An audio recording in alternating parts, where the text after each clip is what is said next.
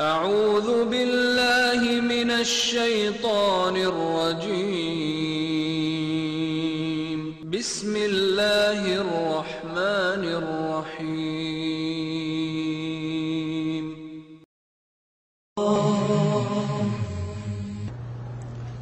السلام عليكم ورحمة الله وبركاته. الحمد لله والصلاة والسلام على رسول الله وعلى آله وأصحابه ومن والاه أما بعد. أعوذ بالله من الشيطان الرجيم بسم الله الرحمن الرحيم لتجدن أشد الناس عداوة للذين آمنوا اليهود والذين أشركوا وقال سبحانه ولن ترضى عنك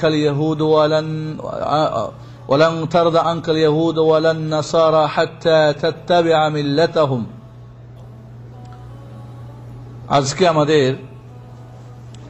যে বিষয় আলোচনা করব বলে আপনাদের সঙ্গে ওয়াদা করেছিলাম সেটা হলো কারবালা। গত সপ্তাহে আমরা সংক্ষিপ্তভাবে হলেও আশুরা নিয়ে আলোচনা করেছিলাম। আশুরার ইতিহাস বলেছিলাম এর সম্পর্ক হচ্ছে মূসা আলাইহিস সালাম এবং বনী ইসরাইলের লোহিত সাগর পার হয়ে নাজাত এবং সেই সাগরে ফিরাউন এবং তার সৈন্যদের ধ্বংসের সঙ্গে এই ঘটনা আশুরার সম্পর্ক ছিল। মূসা আলাইহিস সালাম বনী ইসরাইল তারা আল্লাহর কৃতজ্ঞতা প্রকাশ করার জন্য নাজাত পাওয়ার জন্য এই দিন রোজা রেখেছিলেন। সেই ধরে জাহিলিয়াতের জামানায় মক্কার লোকেরাও রোজা রাখত এই আশুরার দিন। আল্লাহর নবী আলাইহিস সালাম মক্কায় রোজা রেখেছেন। মদিনায় যখন হিজরত করে গেলেন দেখলেন সেখানে ইহুদিরা এই দিনে রোজা রাখে। তাদেরকে জিজ্ঞাসা করা হলে তারা বলল এটা একটা অত্যন্ত গুরুত্বপূর্ণ দিন এবং সেই মূসা আলাইহিস সালামের নাজাতের কথা তারা উল্লেখ করলে রাসূলুল্লাহ সাল্লাল্লাহু আলাইহি ওয়াসাল্লাম বলেন যে আমরা মূসা আলাইহিস সালামের এই সুন্নতের অনুসরণের বেশি হকদার, বেশি উপযুক্ত। তাই তিনি রোজা রাখলেন, সাহাবাদেরকে রোজা রাখার জন্য বললেন। এবং এই আশুরার রোজা রমজানের রোজা ফরজ হওয়ার আগে এটা ফরজ ছিল, ওয়াজিব ছিল। রমজানের রোজা যখন ফরজ হয়ে গেল তখন এই আশুরার রোজা সুন্নত হয়ে গেল এবং আল্লাহর নবী ঘোষণা করলেন যে এই দিনের একটি রোজা রাখলে আল্লাহ রাব্বুল আলামিনের কাছে আমি আশাবাদী অতীতের এক বছরের গুনাহ খাতা আল্লাহ মাফ করে দিবেন। সুবহানাল্লাহিল আযীম। আল্লাহর নবী আলাইহিস সালাম আশুরার রোজাকে যেভাবে খোঁজ খবর নিতেন, তালাশ করতেন, রমজানের পরে অন্য কোন রোজার ব্যাপারে এতটা গুরুত্ব দিতেন না। এবং তিনি বলেছেন যে আফজালুস সিয়ামি বাদা রমাদান সিয়ামু শাহরিল্লাহিল মুহাররম। রমজানের পরে সর্বোত্তম রোজা হচ্ছে কি মুহররমের, আল্লাহর মাস মুহররমের রোজা। এই জন্য এই দিনে আল্লাহর নবী আলাইহিস সালাম মদিনার অলিগলিতে লোক পাঠিয়ে দিয়েছিলেন, যারা আজকে কিছু খেয়ে ফেলেছ আর বাকি দিন খাবে না, যারা রোজা রেখেছ রোজা পূর্ণ করবে। এমনকি ছোট ছোট বাচ্চাদেরকেও তারা এই রোজাটা রাখাতেন। এবং এই দিনের রোজা তাহলে আমরা বুঝতে পারলাম যে আশুরার গুরুত্ব, তাৎপর্য, মহত্ব এবং এই দিনের রোজা। এবং সাহাবা ইকরাম যখন বললেন যে ইহুদিরাও একটা রোজা রাখে, আমরাও একটা রাখি, তাদের সঙ্গে সাদৃশ্য হয়ে যায়, মিল হয়ে যায়, অমিল করার জন্য, বিপরীত করার জন্য আল্লাহর নবী বললেন যদি আমি আগামী বছর বেঁচে থাকি তাহলে আমি 9 এবং 10 রোজা রাখব। আল্লাহর নবী সেই বছর দুনিয়া থেকে বিদায় নেন। পরবর্তী সাহাবা ইকরাম রাদিয়াল্লাহু তাআলা আনহুম 9 এবং 10 রাখতেন। 9 আর 10 এটা হলো সর্বোত্তম আশুরার রোজা। এরপরে কেউ যদি শুধুমাত্র 10 রাখে তবুও হয়ে যাবে। আশুরাকে কেন্দ্র করে 3টি গ্রুপের কথা আমরা বলেছিলাম। একটা আহলুস সুন্নাহ ওয়াল জামাতের গ্রুপ, দল, যারা এই দিনের মহত্ব, গুরুত্ব, তাৎপর্য কোরআন সুন্নাহর আলোকে তারা জেনে বুঝে নিজেরা রোজা রাখে, অন্যদেরকে এই দিনের রোজা রাখার জন্য আহ্বান করে। এবং এই মুহররমে আশুরাকে কেন্দ্র করে রোজা ছাড়া, সিয়াম ছাড়া অন্য কোনো আর ইবাদত নেই। দান খায়রাত, খানা পিনা ইত্যাদি ইত্যাদি আলোচনা, কোরআন খানি, অমুক খানি, তমুক খানি, অন্য কোন যত কিছু আছে সিয়াম ছাড়া সবই কি বিদআত, সবই বিদাত। দ্বিতীয় গ্রুপ শিয়া রাফিজিরা, যারা এই দিনটাকে শোকের দিন এবং কি বলে দুঃখের দিন, মাতম করার দিন, হায়সানের দিন, শিরক কুফুরের দিন এবং বেদাত কুসংস্কারের দিন বানিয়ে নিয়েছে। এবং রাসূল সাল্লাল্লাহু আলাইহি সাল্লামের মৃত্যুর 50 বছরের মর্মান্তিক শাহাদাত হোসেন রাদিয়াল্লাহু তাআলার ঘটনার সঙ্গে এই সমস্ত কোরআন হাদিসকে মিশিয়ে দিয়ে সব এগুলিকে নাকচ করে দিয়েছে, বলে রোজা টোজা নাই এবং জাল হাদিস বানিয়েছে। অন্যদিকে এর বিপরীত করতে গিয়ে এবং এরা আহলে বাইতের মিথ্যা ধ্বজাধারী এবং বাহ্যিকভাবে মহব্বত দেখিয়ে ভিতরে ভিতরে এদেরকে জবাই করেছে, সেদিনও করেছে, কাল করেছে, আজও তারা এই জবাইয়ের পথ ধরেই আছে। ইসলাম ও মুসলমানকে ধ্বংস করার জন্য শিয়া রাফিজিদের কালো ইতিহাস যারা পড়েছে জেনেছে তাদের কাছে অজানা নেই, কিন্তু যারা মূর্খ অথবা যারা ওদের মিথ্যার সাগরে ডুবে গিয়েছে, বিষাদ সিন্ধুর মতো মিথ্যার সাগরের যারা পাঠক পাঠিকা হয়েছে, এই আকীদায় বিশ্বাসী হয়েছে, তারা তো কুফুর, শিরিক, বিদআত এবং অপসংস্কারের মধ্যে লিপ্ত হয়েছে। তৃতীয় দল আহলে বাইতের বিপরীত নাসিবি খারেজিরা, এরা এদের ঘৃণা করতে গিয়ে এই দিনে খানা পিনা এবং যত আনন্দ ফুর্তি, গোসল, ভালো কাপড় চোপড় এবং সুরমা লাগানোর জাল হাদিস বানিয়েছে। দুইটি বাতিল, সত্য হলো যা কোরআন ও সুন্নাহর আলোকে আমরা বলেছি।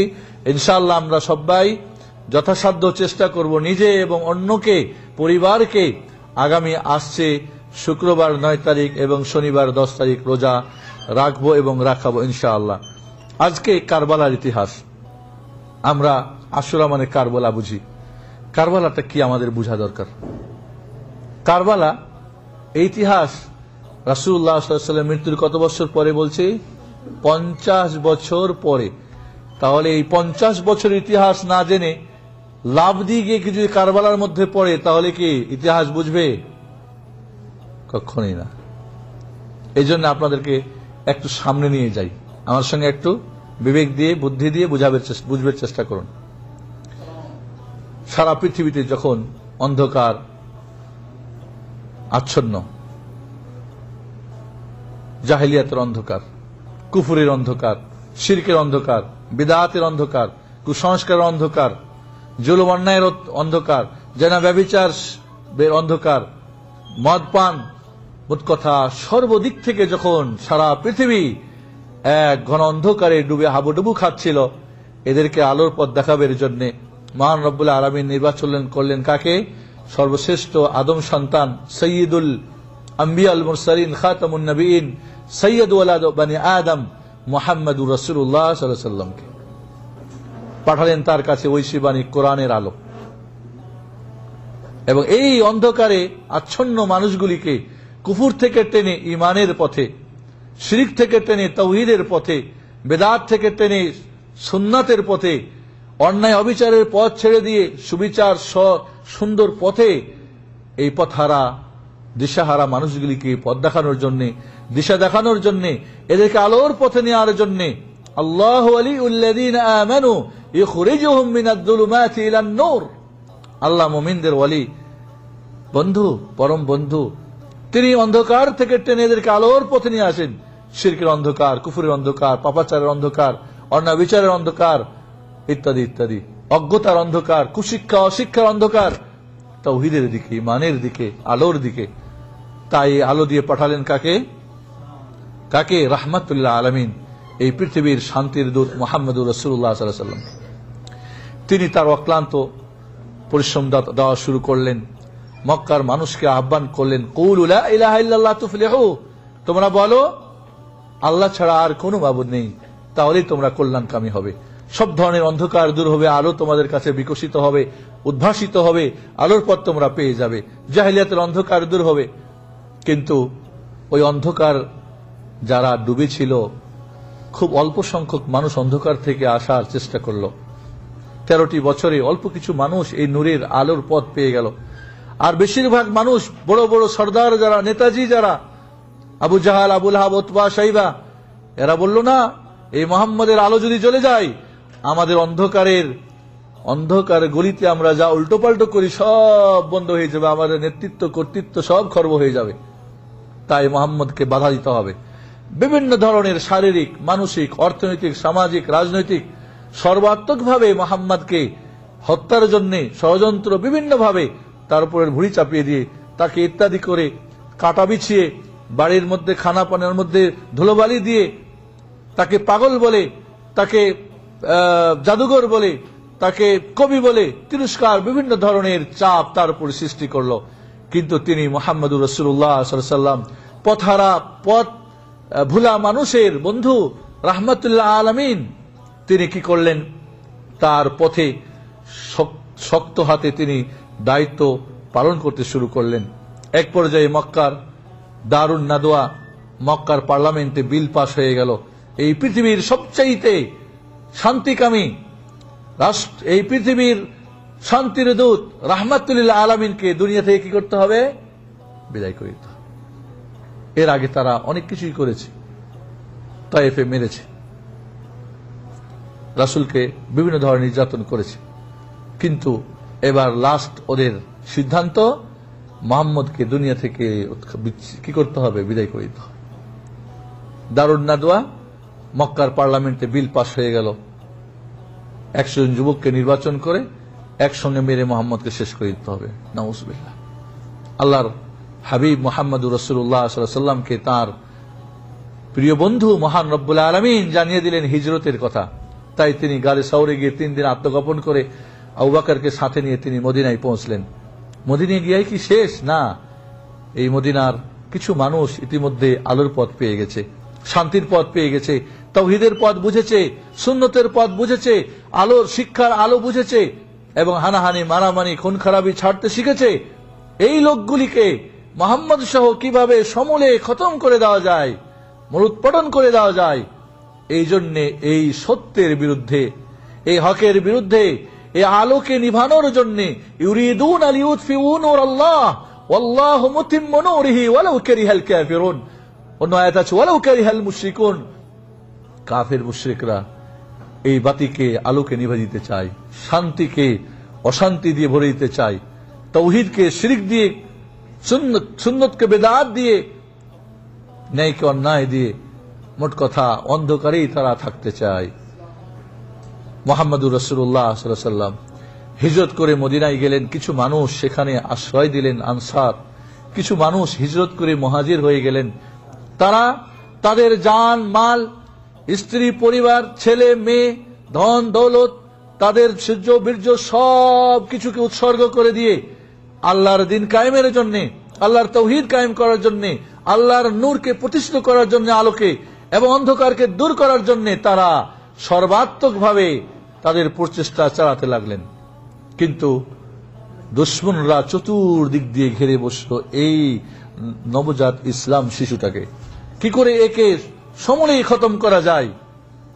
5টা দল তৈরি হলো। কয়টা দল? আজও সেই 5টা দল রয়েছে মূল, যদিও ছোট ছোট অনেক দল। মক্কার মুশরিক কাফেররা তো আছেই। নাম্বার 1 আবু জাহালের দল। 2 নম্বর, যেখানে তিনি হিজরত করে গেলেন ঘরের দুশ্মন তৈরি হয়ে গেল মুনাফিকের দল। বাইরে মুসলমান, দাড়ি টুপি, নামাজ পড়ে 5 ওয়াক্ত, মুহাম্মদ সাল্লাল্লাহু আলাইহি ওয়াসাল্লামের পিছনে, কিন্তু ভিতরে ভিতরে ওই মক্কার কাফের মুশরিকদের সঙ্গে তাদের কি আতাত নেটওয়ার্ক। এর সঙ্গে আরেকটা দল কঠিন ভাবে আকার ধারণ করলো, তারা হলো ইহুদির দল। এরা তাওরাত পড়ে জানিয়েছিল যে শেষ নবী এই মদিনায় আসবে, হিজরত ভূমি হবে, ওই জন্য তারা অপেক্ষা করতেছে। কিন্তু তারা যখন দেখলো যে মুহাম্মদ সাল্লাল্লাহু আলাইহি সাল্লাম তাদের বনি ইসরাইলের জাতির নয়, ইসহাক আলাইহিস সালাতু, কি বলে আপনার ইব্রাহিম আলাইহিস সালাতু ওয়াস সালামের 2 সন্তান, একটা ইসহাক আর একটা হলো কি ইসমাইল। ইসহাক হলো সারা রাদিয়াল্লাহু আনহার পেটের, আর ইসমাইল হলেন হাজের আলাইহিস সালাতু রাদিয়াল্লাহু আনহার পেটের। তারা জানতো এটা বনি ইসরাইল অর্থাৎ ইয়াকুব আলাইহিস সালাতু ওয়াস সালামের গোত্র থেকে আসবে। ইসমাইলের গোত্র থেকে যখন আসলে এটা তারা মেনে নিতে পারলো না। তারা চিনতো মুহাম্মদকে যে এই হলো সেই শেষ নবী, এবং এই জন্য তারা এখানে হিজরতকে অপেক্ষা করছে। ইয়ারিফুনাহু কামা ইয়ারিফুনা আবনাআহুম। নিজের সন্তানকে বাবা মা যেমন চিনতে ভুল করে না, ঠিক অনুরূপ ইহুদিরা ভুল করে না এই মুহাম্মদকে চিনতে আলাইহিস সালাতু ওয়াস সালাম। কিন্তু হিংসায় পড়ে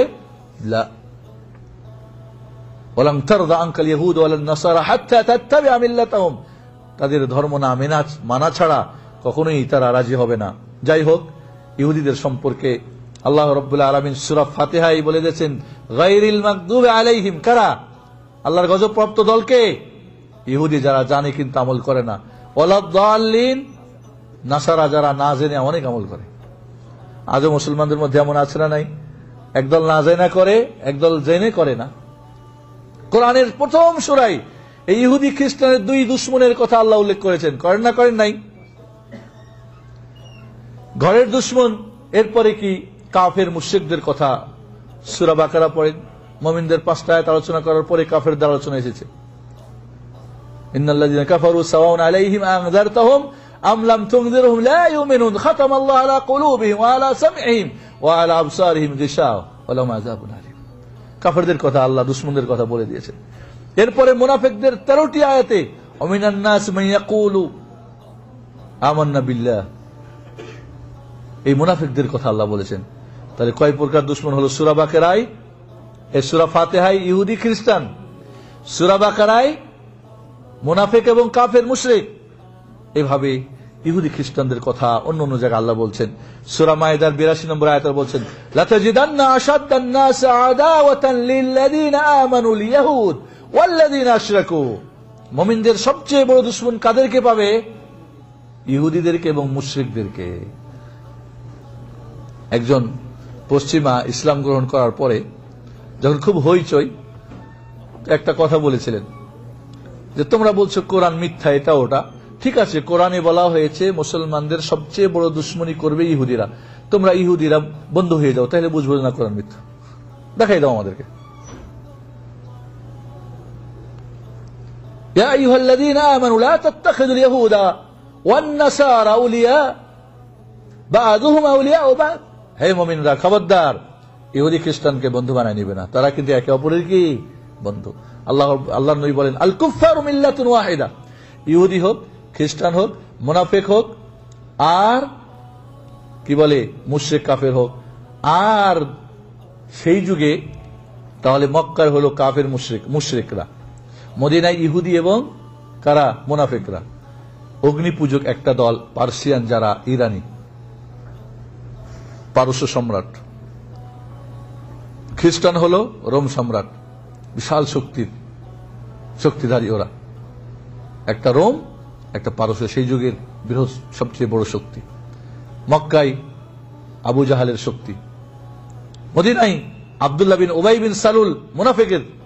আর ইহুদিরা কয়টা দুশমন হলো? নাম, ইহুদি, খ্রিস্টান, মুশরিক, মুনাফিক, আর কি অগ্নিপূজক পার্সিয়ানরা। চতুর্দিক থেকে এই ইসলামকে ধ্বংস করার জন্য তারা মারাত্মকভাবে মরিয়া হয়ে লাগলো। কিন্তু মুহাম্মদুর রাসূলুল্লাহ সাল্লাল্লাহু আলাইহি ওয়াসাল্লাম এমন কিছু কর্মী পেয়ে গেলেন, মুহাম্মদুর রাসূলুল্লাহ ওয়াল্লাযীনা মাআহু আশিদ্দাউ আলাল কুফফারি রুহামাউ বাইনাহুম, এমন কিছু লোক পেয়ে গেলেন তাওহীদ যারা বুঝে নিল, তাওহীদের আলো যারা ঈমানের আলো পেয়ে গেল, এরা কাফেরদের প্রতি কঠিন এবং মুমিন একে অপরে অত্যন্ত বন্ধু। এরা বিভিন্ন দল মত গোত্র সব ভেঙে দিয়ে এরা তাওহীদের প্ল্যাটফর্মে এক হয়ে গেল। ওয়াতাসিমু বিহাবলিল্লাহি জামিআন ওয়া লা তাফাররাকু ওয়াযকুরু নি'মাতাল্লাহি ইয কুনতুম আ'দাআন ফাআল্লাফা বাইনা কুলুবিকুম ফাআসবাহতুম বিনি'মাতিহি ইখওয়ানা। তাওহীদের প্ল্যাটফর্মে সবাই ভাই ভাই হয়ে গেল।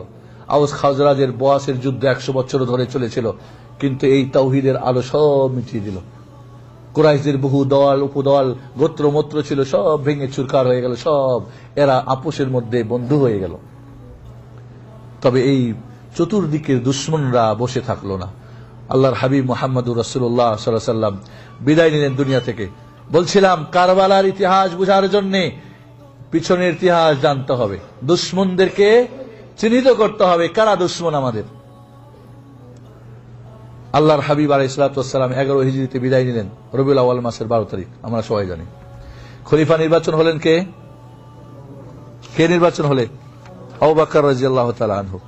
আবু বকর রাদিয়াল্লাহু তাআলা আনহু 11 হিজরি থেকে 13 হিজরি পর্যন্ত প্রায় 2.5 বছর খুব শক্ত হাতে খেলাফত পরিচালনা করলেন। রাসূলের মৃত্যুর সাথে সাথে এই সমস্ত দুশ্মনরা একটু মাথা চাড়া দিয়ে উঠেছিল, কিন্তু আবু বকর এমন শক্ত মানুষ, শক্ত হাতে দমন করলেন। ওসামার যুদ্ধ দল পাঠিয়ে দিলেন। ওমর বললেন আবু বকর যারা যাকাত দিতে বিরত থাকবে, রাসূলের যুগে যারা আলাইহিস সালাতু ওয়াস সালাম ছাগলের একটা বাচ্চা দিত, উট বাঁধার একটা দড়ি দিত, এখন যদি না দেয় আমি ওদেরকে সঙ্গে যুদ্ধ করব। ওমর বললেন আবু বকর এরা যে নামাজ পড়ে কিভাবে এদের সঙ্গে যুদ্ধ করবেন, এদের কিভাবে হত্যা করবেন?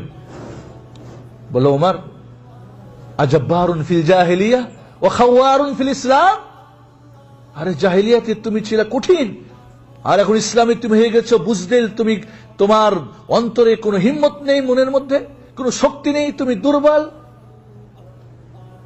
যারা নামাজ এবং যাকাতের মধ্যে পার্থক্য করে তারা কি মুসলিম?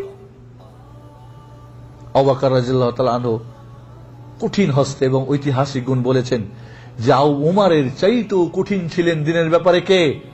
আবু বকর রাদিয়াল্লাহু তাআলা। কঠিন হস্তে এই যে মাথা চাড়া দিচ্ছিল এই সমস্ত দুশমনরা থেমে গেল। আরবের বিভিন্ন জায়গায় মুশরিকরা, এদিকে কিন্তু আল্লাহর নবী আলাইহিস সালাতু ওয়াস সালাম তার জীবদ্দশায় ইহুদিদেরকে মদিনা ছাড়িয়ে কোথায় পাঠিয়ে দিয়েছিল? খাইবারে। ওমর ফারুক রাদিয়াল্লাহু তাআলা আনহুর যুগে, যাই হোক পরে আসি আমরা, আবু বকর রাদিয়াল্লাহু তাআলা আনহু 2.5 বছর পর দুনিয়া থেকে বিদায় নিলেন। খেলাফতে আসলেন কে? 13 হিজরি থেকে 23 হিজরি পর্যন্ত খেলাফতে আসলেন ওমর ফারুক রাদিয়াল্লাহু তাআলা আনহু।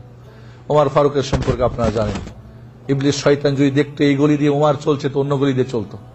জিন শয়তান, মানুষ শয়তান তাকে দেখে ভয় পেত, নাম শুনলেই অন্তরে কম্পন শুরু হতো। এবং ওমর রাদিয়াল্লাহু তাআলা আনহু কঠিন মানুষ ছিলেন। তার এই কঠোর হস্তে, তার ভয়ে এবং তার সৈনিকদের ভয়ে, মুজাহিদদের ভয়ে সমস্ত এই 5 প্রকার দুশমনরা মাথা নিচু করে ভিতরে ভিতরে তাদের নেটওয়ার্ক এবং তাদের কল্পনা জল্পনা চালাতে থাকলো সুযোগের সদ্ব্যবহার করার জন্য।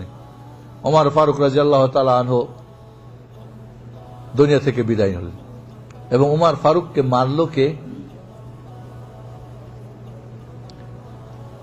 মুগিরা বিন শুবা রাদিয়াল্লাহু তাআলা আনহুর একটা গোলাম ছিল, অগ্নিপূজক। কি পূজক? অগ্নিপূজক। ভালো তীর ধনুক বানাতে পারত। তখনকার তো বিমান বাহিনী ছিল কি তীর আর ধনুক, দূর থেকে হত্যা করা, তীর মারার জন্য। তো বারবার ওমর ফারুকের কাছে তিনি চিঠি লিখলেন যে ভালো বানাতে পারে তাকে মদিনায় নিয়ে যাওয়া হোক, এবং মদিনাতে তার জন্য কি করা হোক, একটা ভালো তীর ধনুক সাপ্লাই দিবে আমাদের জন্য। ওমর ফারুক রাদিয়াল্লাহু তাআলা ইতিমধ্যে কিন্তু ইহুদির দলকে, ওরা দূর থেকে ষড়যন্ত্র, আমি ইতিহাস লম্বায় যাচ্ছি না, রাসূলের যুগে ইহুদিরা, মুনাফিকরা, কাফেররা বদর, ওহুদ যুদ্ধ, হুনাইন কিভাবে করেছে এগুলো আমি যাচ্ছি না, কিন্তু তাদের দুশমনী সবার জানা, যার ইতিহাস জানি। ওমর ফারুক এদের ইহুদিদেরকে আরব উপদ্বীপ থেকে ভাগাই দিলেন। আরব উপদ্বীপের মধ্যে জাজিরাতুল আরবে এদের কোনো স্থান নেই। এরা বাইরে চলে গিয়ে সুযোগ পেল আরো ভিতরে ভিতরে ষড়যন্ত্র করার। যাই হোক, ওমর ফারুক রাদিয়াল্লাহু তাআলা আনহুকে মুগিরা বিন শুবার ওই গোলাম দাস কি করলো? বিশমাখা বল্লম দিয়ে তাকে আহত করলো ফজরের নামাজের সময়। তিনি শেষ পর্যন্ত দুনিয়া থেকে বিদায় হলেন। এরপরে উসমান রাদিয়াল্লাহু তাআলা আনহু খলিফা নির্বাচিত হলেন 23 সাল থেকে 35 সাল, দীর্ঘ 12 বছর। উসমান রাদিয়াল্লাহু তাআলা আনহু খুবই নরম প্রকৃতির মানুষ ছিলেন, বিনয়ী মানুষ, সব ভদ্র মানুষ, খুব নরম দিলের মানুষ।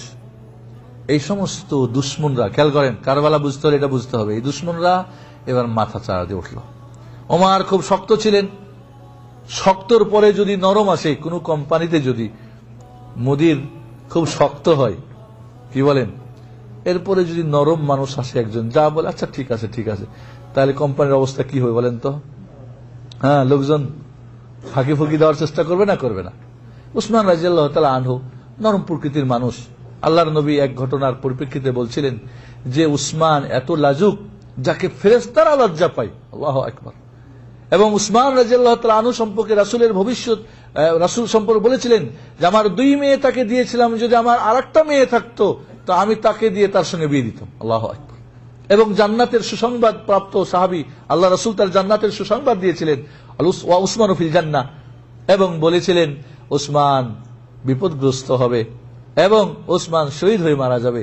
এই কথাগুলি উসমান রাদিয়াল্লাহু ভালো করে জানতেন এবং উমার সম্পর্কে বলেছিলেন যে উমারের সময় দিন পরিপূর্ণতা লাভ করবে এবং উমার হলো ফিতনার দরজা, অর্থাৎ উমার যখন দুনিয়া থেকে বিদায় নেবে সমস্ত ফিতনার দরজা কি হয়ে যাবে, খুলে যাবে। উমারের বিদায়ে এ সমস্ত জিন শয়তান তো আছেই রগে রগে, এবার মানুষ শয়তানরা, কয়টা শয়তান? 5টা, ইহুদি, খ্রিস্টান, মুশরিক আর মুনাফিক আর অগ্নিপূজক, এরা মাথাচাড়া দিয়ে উঠল। উসমান রাদিয়াল্লাহু তাআলা আনহু যোগ্যতার সাথে, কারণ তখন উসমান রাদিয়াল্লাহু তাআলার যুগে অনেক বড় বড় সাহাবায়ে কেরাম ছিলেন, তাদেরকে নিয়ে তিনি বিজয়, ইসলামের বিজয়, আরো ইসলামের পতাকা, তাওহীদের পতাকা আরো পথ করে উঠতে লাগলো। এদের হিংসা আরো বেড়ে গেল, কিভাবে একে ধ্বংস করা যায়, কিভাবে একে নিপাত করা যায়। তাই উসমান রাদিয়াল্লাহু তাআলার যুগে তারা ভিতরে একটা নেটওয়ার্ক করলো এবং কিভাবে মুসলমানদের মধ্যে ফাটল সৃষ্টি করা যায়, মুসলমানদের মধ্যে কিভাবে বিভক্ত করা যায়, মুসলমানদের মধ্যে কিভাবে হিংসা বিদ্বেষ তৈরি করা যায়। আব্দুল্লাহ বিন সাবা, ইয়ামানের এক ইহুদি জারজ সন্তান। 1 নম্বরে কি ইহুদি, 2 নম্বরে জারজ, বাপের পরিচয় নেই, এর পরিচয়ের নাম ছিল ইবনু সাউদা। সাউদা মানে ওর মার নাম সাউদা, বা কালো মহিলা ছিল হয়তো। সাউদা মানে, ইবনু সাউদা মানে কি সাউদার ছেলে, কারণ তার বাপের পরিচয় ছিল না। বাপ যে কে, কারণ জারজ সন্তান। এ ডুপ্লিকেট মুসলমান সেজে গেল, মুনাফিক। কোন কোন বর্ণনায়, বেশিরভাগ বর্ণনায় পাওয়া যায় যে সে ইহুদি ছিল, আর কেউ কেউ বলেছে অগ্নিপূজক ছিল। যাই হোক, এই ইবনু সাউদা মুনাফিক মুসলমান সেজে নাম ধারণ করলো কি আব্দুল্লাহ ইবনে সাবা। আব্দুল্লাহ ইবনে সাবা, সাবা হলো ইয়ামানের রাজধানী। ওর বাপ তো নাই, সাবারে বানাইলো বাপ, রাজধানী বানাইলো বাপ, আর নাম দিল আব্দুল্লাহ, কারণ আহাব্বুল আসমা ইলাল্লাহ আব্দুল্লাহ, আল্লাহর নিকটে সবচেয়ে প্রিয় নাম কি আব্দুল্লাহ। নাম শুনলে মুসলমান ওরে অন্তর থেকে ভালোবাসে, কারণ আল্লাহ ভালোবাসে নামটা, ঠিক না? তাই নাম ধারণ করলো আব্দুল্লাহ, আর বাবা যেহেতু নাই সাবারে বানাইলো বাবা। বুঝে আসছে কথা? এবার আব্দুল্লাহ বিন সাবা ওসমান রাদিয়াল্লাহু তাআলার বিরুদ্ধে অপপ্রচার শুরু করলো, মানুষের কান ভাঙানি শুরু করলো। কি শুরু করলো? গ্রামে গ্রামে যাই, মিশরে প্রথম শুরু করলো, মিশর থেকে, বাসরা, কুফা, কারণ এখানে সবচেয়ে মুনাফিকের আখড়া বেশি, ঠিক আছে, অগ্নিপূজকদের আখড়া বেশি, এখানে সব ধরনের মানুষ গজা খিচুড়ি এক জায়গায় আছে। সে বলল গ্রামে গ্রামে যাই, কয় তোমাদের এই গ্রামে কোন একজন কি রাজ্য পরিচালনার দায়িত্ব পালন করে, বড় কোন অফিসার? কয় না তো। কয় কে করে? কয় মদিনার মানুষ। কয় এরা সব উসমানের মানুষ। তো গ্রামের কি হাল চাষা আর ছাগল চড়া আর ভূমি চাষ করার লোক কি রাজ্য চালাবে নাকি, অফিসার হবে নাকি? কিন্তু সাধারণ মানুষ তো ঠিকই তো, আরে আমাকে একটা লোক দেয়। কয় ওসমান কোরআন জ্বালিয়েছে। হ্যাঁ, এখন যদি আপনাদের কেউ গিয়ে বলে যে ইসলামিক সেন্টার দেখে আসলাম সাইফুদ্দিন বিলাল কোরআন জ্বালাচ্ছে, সাধারণ মানুষের মনে কি হবে বলেন তো? কোন কোরআন জ্বালালো, কেন জ্বালালো, কি হলো, এত কিছু কি জিজ্ঞাসাবাদ করবে? উসমান রাদিয়াল্লাহু তাআলার যুগে অনারবরা যখন ইসলাম গ্রহণ করলো, এরা কোরআন 7 ভাবে পড়া যেত। আরবদের 7টা গোত্র ছিল, 7 ভাবে এই কোরআনকে পড়ার একটা সিস্টেম ছিল, লাহাজা বলে। যেরকম মালিক ইয়াউমিদ্দিন, মালিক ইয়াউমিদ্দিন, মাল্লাক ইয়াউমিদ্দিন, ইহদিনাস সিরাতাল মুস্তাকিম, ইহদিনাস সিরাতাল মুস্তাকিম, ইহদিনাদ দিরাতাল মুস্তাকিম। এভাবে তাদের উচ্চারণ এরকম ছিল। তো অনারবরা যখন ইসলামে দীক্ষিত হলো, এই পড়া নিয়ে, কোরআন পড়া নিয়ে একে অপরের মধ্যে লেগে যায় ভেজাল। উসমান রাদিয়াল্লাহু তাআলা আনহু মাজলিসে সূরা ডাকলেন, পার্লামেন্টে বসে ফয়সালা করলেন, আচ্ছা কোরআনকে যদি একভাবে পড়া যায় তাহলে কেমন হয়? কুরাইশদের, কারণ কুরাইশরা হলো মূল, তো বলেন ওকে, কুরাইশদের যে পড়ার পদ্ধতি রেখে বাকি পদ্ধতিগুলি বন্ধ করে দেওয়া হলো, এবং সারা পৃথিবীতে যেখানে সেই যুগে কোরআন ছিল অন্যান্য ভাবে পড়ার লিখা, এগুলিকে সব কালেকশন করে আগুন দিয়ে জ্বালিয়ে দিলেন, যাতে করে এই ভেজাল আর জন্ম না নেয়। এটা ইজমা হয়েছে সাহাবায়ে কেরাম। উসমান কোথায়? তাহলে সাধারণ পাবলিকের কাছে ও উস্কানি দিতে শুরু করলো, আরে উসমান জানো কোরআন জ্বালিয়েছে, কেমন লোকে? উসমানকে কেউ দেখেছে? উসমানের ইবাদত জানে, উসমানের রাসূলের কে, এতটি সাধারণ মানুষ আপোষে এই একটা দুর্নাম জানেন না? এই কথাগুলি কত দ্রুত চলে, হাওয়ার চাইতে দ্রুত। এইভাবে ফিতনা। আল্লাহর নবী আলাইহিস সালাতু ওয়াস সালাম, আবু বকর, ওমর হজ পিরিয়ডে তারা কসর নামাজ পড়েছেন, ওসমান ফুল নামাজ পড়েছে কসর না পড়ে, জোহর আসর এশা 4 রাকাত করে পড়েছে। আসলে ওসমান রাদিয়াল্লাহু তাআলা আনহু পড়ার একটা কারণ ছিল, সেই বছরে গ্রামগঞ্জ থেকে সাধারণ পাবলিক, ছাগল চড়ারা, রাখালরা হজ করতে আসে এবং তিনি ভাবলেন যদি এখন আমি হাফ নামাজ পড়ি, কসর করি, এই সমস্ত লোক মনে করবে নামাজ এখন 2 হয়ে গেছে 4-এর জায়গায়, গিয়ে এরা 2 পড়া শুরু করবে। কেউ কি এত জিজ্ঞাসাবাদ করবে?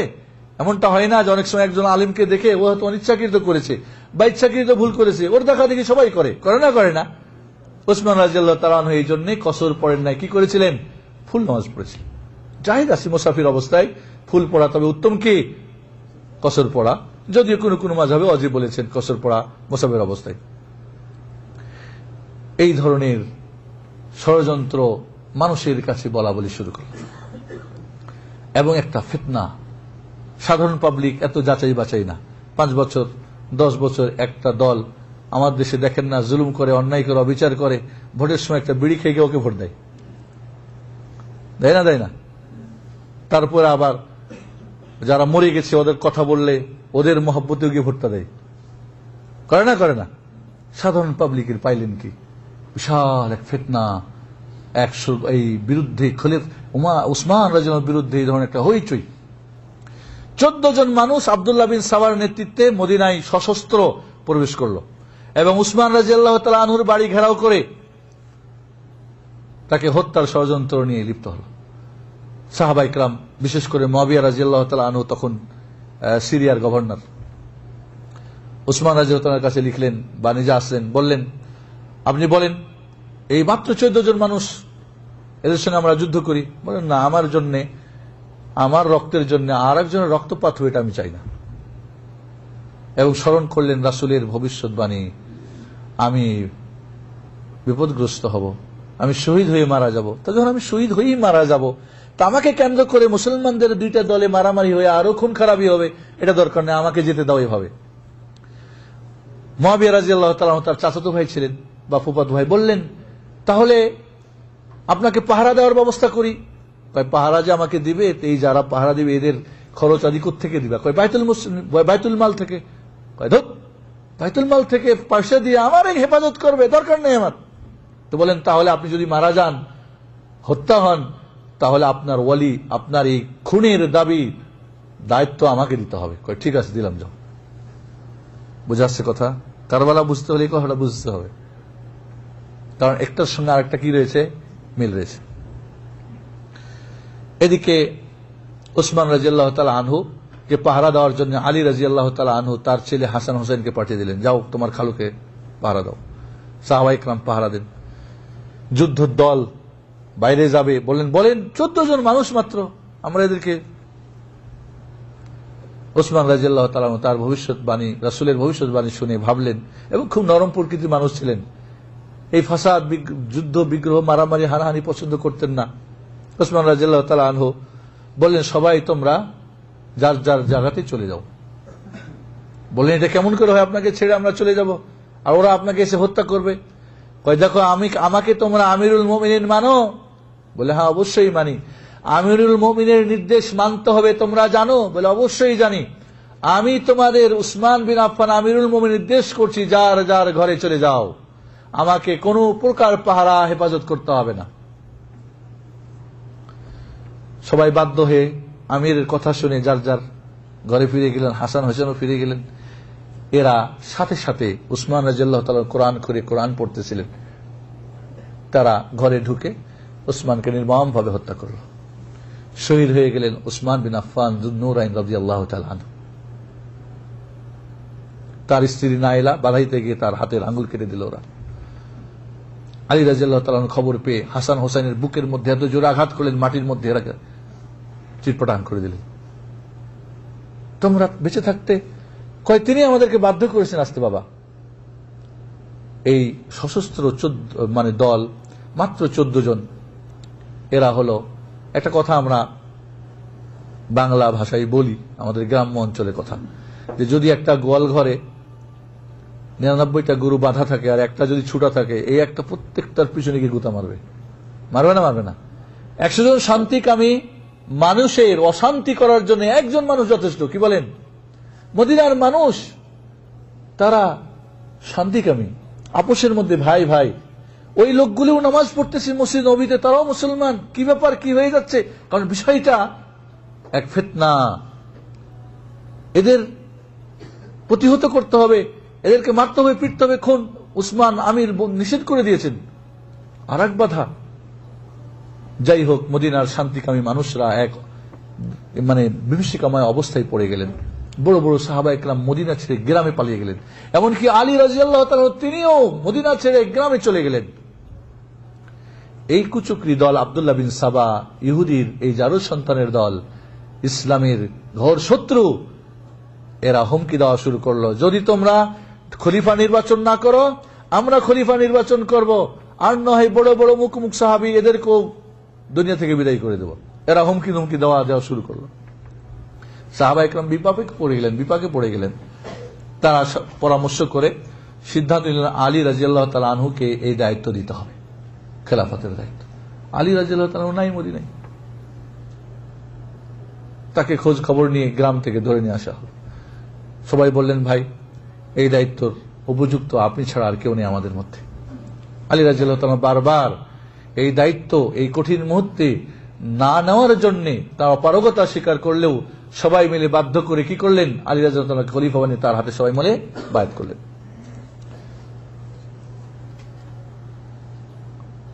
সমস্যা হলো এই কুচক্রী দল, কারণ যেহেতু আন্ডারগ্রাউন্ড, এরা মুনাফিক, বাইরে মুসলমান, ভেতরে কাফের, এরা ইহুদি, এরা অগ্নিপূজক, এরা বিভিন্ন জায়গাতে মূল পদে গিয়ে বসে গেল। কারণ এরা যোগ্য, কারণ এটা পরিকল্পিত। এরা বিভিন্ন জায়গাতে সেট হয়ে গেল। আশেপাশে আলী রাদিয়াল্লাহু তাআলার ঘরে সামনে এসে বলে, আলী রাদিয়াল্লাহু তাআলা আনহুর খুব প্রশংসা করে, বাইরে গিয়ে দুই ধরনের কথা, যুল ওয়াজহাইন বলে, দুই মুখী। ভিতরে ভিতরে লোকজনকে বলতে লাগলো, এই গ্রুপটা উসমানকে কে হত্যা করছে জানো? বলে, কে? আলী। খেলাফতের মোহে আলীকে হত্যা করাইছে আলী, এই উসমানকে। দেখো না, ওর লোকজন আশেপাশেই ঘুরে, এরাই কিন্তু দলটা, এরাই বাইরে থেকে বা সাউন্ড করে। আবার একদল বলতে লাগলো, না, আলীকে নিয়ে বাড়াবাড়ি, আলীর মধ্যে উলুহিয়াত রয়েছে, আল্লাহত্ব রয়েছে। আলী রাদিয়াল্লাহু তাআলা নিজেকে ধরে আগুন দিয়ে জ্বালালেন। এরা বলতে লাগলো, আবু বকর উমর উসমানের চাইতে মর্যাদাশীল কে? আলী। আলী রাদিয়াল্লাহু তাআলা এদেরকে ধরে ধরে বেত্রাঘাত এবং ছড়ি মারতে শুরু করলেন। হে, কি বলো তোমরা? আবু বকর আমার চাইতে উত্তম, উমর আমার চাইতে উত্তম, উসমান আমার চাইতে উত্তম। যারা আমাকে ওদের উপর প্রাধান্য দিবে তাদের জন্য এই যে আমার ছড়ি। দুইমুখী কথা। সাধারণ লোকজন দেখে, কিরে, যারা ওসমানকে হত্যা করেছে লোকজন তো আলীর আশেপাশেই ঘুরে, তাহলে ঠিকই কি আলী এর সঙ্গে জড়িত আছে নাকি? কি বলেন? সাধারণ মানুষ তাই বুঝবে না। আলী রাদিয়াল্লাহু তাআলা পড়লেন বিপাকে। এই কঠিন অবস্থায় শুধু মদিনায় নাই, 14 জন, কারণ মিশরে, কুফা, সারা জায়গাতে ভিতরে ভিতরে এরা এই ষড়যন্ত্র চালাতে শুরু করেছে। বিভিন্ন জায়গা থেকে এই ধরনের সাউন্ড আসতেছে, কথাবার্তা আসতেছে। আলী রাদিয়াল্লাহু তাআলা আনহু বললেন যে উসমানের হত্যাকারীদের বিচার হবে দেশের পরিস্থিতি কন্ট্রোলে আসলে, এবং বললেন, আমি তার বিচারের, আমি তার ওয়ালি, আমি তার গার্জিয়ান, আমি তার অভিভাবক। মুআবিয়া রাদিয়াল্লাহু তাআলা কিন্তু মৃত্যুর আগে উসমান থেকে নিয়ে নিয়েছিলেন যে যদি আপনাকে হত্যা করাই হয় তা আপনার খুনের দাবিদার কে হব? আমি মুআবিয়া, কারণ তিনি তার চাচাতো ভাই। বলেন না, আমি তার খুনের বিচারের দাবিদার। আলী রাদিয়াল্লাহু তাআলা বললেন, তিনি তার দৃষ্টিভঙ্গি বললেন যে দেশের কঠিন পরিস্থিতি, এরা ভিতরে ভিতরে বিশাল এক ষড়যন্ত্র সৃষ্টি করেছে, অতএব এই মুহূর্তে বিচার করতে গেলে হয়তো আরো কঠিন আকার ধারণ করবে। অতএব এটা স্থগিত থাক, পরিস্থিতি কন্ট্রোলে আসুক, তাহলে এর বিচার করা হবে। মুয়াবিয়াকে বললেন তুমি আমার সঙ্গ দাও এই পরিস্থিতি কন্ট্রোলের জন্য। মুয়াবিয়া রাদিয়াল্লাহু আনহু বললেন কি এমন পরিস্থিতি, আরে মুনাফিকের দল ধরে এদেরকে কেসাস দিলেই শেষ। কারণ যারা মূল এই ফিতনা যারা করতেছে এরা আশেপাশে, এদেরকে ধরে জবাই করে দেন, কেসাস করে দেন, সমস্যার সমাধান হয়ে যাবে। এই দৃষ্টিভঙ্গি কার? মুয়াবিয়া বিন আবি সুফিয়ান রাদিয়াল্লাহু আনহু। দুই দিক থেকে দুইটা দৃষ্টিভঙ্গি রাজনৈতিক ভাবে কি ঠিক আছে না নাই? মুয়াবিয়াকে জিজ্ঞেস করা হলো আপনি কি আলীকে মানেন না খলিফা হিসেবে? অবশ্যই মানি। আপনি কি আলীর চাইতে নিজেকে উত্তম মনে করেন? বলে অবশ্যই না। তবে আমার একটা কথার তোমরা জবাব দাও, আমার ভাইকে যে নির্মম ভাবে হত্যা করা হয়েছে এবং ওই লোকগুলি তার আশেপাশেই ঘুরতেছে, বিচার করতে পারবে না বলে তাদেরকে কিছু বলতেছেন না, আমার ভাইয়ের রক্তের দাবি করার আমার অধিকার আছে না নাই? সবাই বলল অধিকার তো আছে। বিশেষ করে উসমান রাদিয়াল্লাহু তাআলা আনহুর রক্তমাখা জামা এবং তার স্ত্রী নাইলার হাতের আঙ্গুল কেটে দেওয়া কুফায় নিয়ে যাওয়া হলো। কাকে দেওয়া হলো? মুয়াবিয়া রাদিয়াল্লাহু তাআলা। মুয়াবিয়া রাদিয়াল্লাহু জুমার দিনে খুতবার সময় বলো, দেখো কি বলো তোমরা, এই মাজলুমের বিচার চাওয়ার অধিকার আমার আছে না নাই?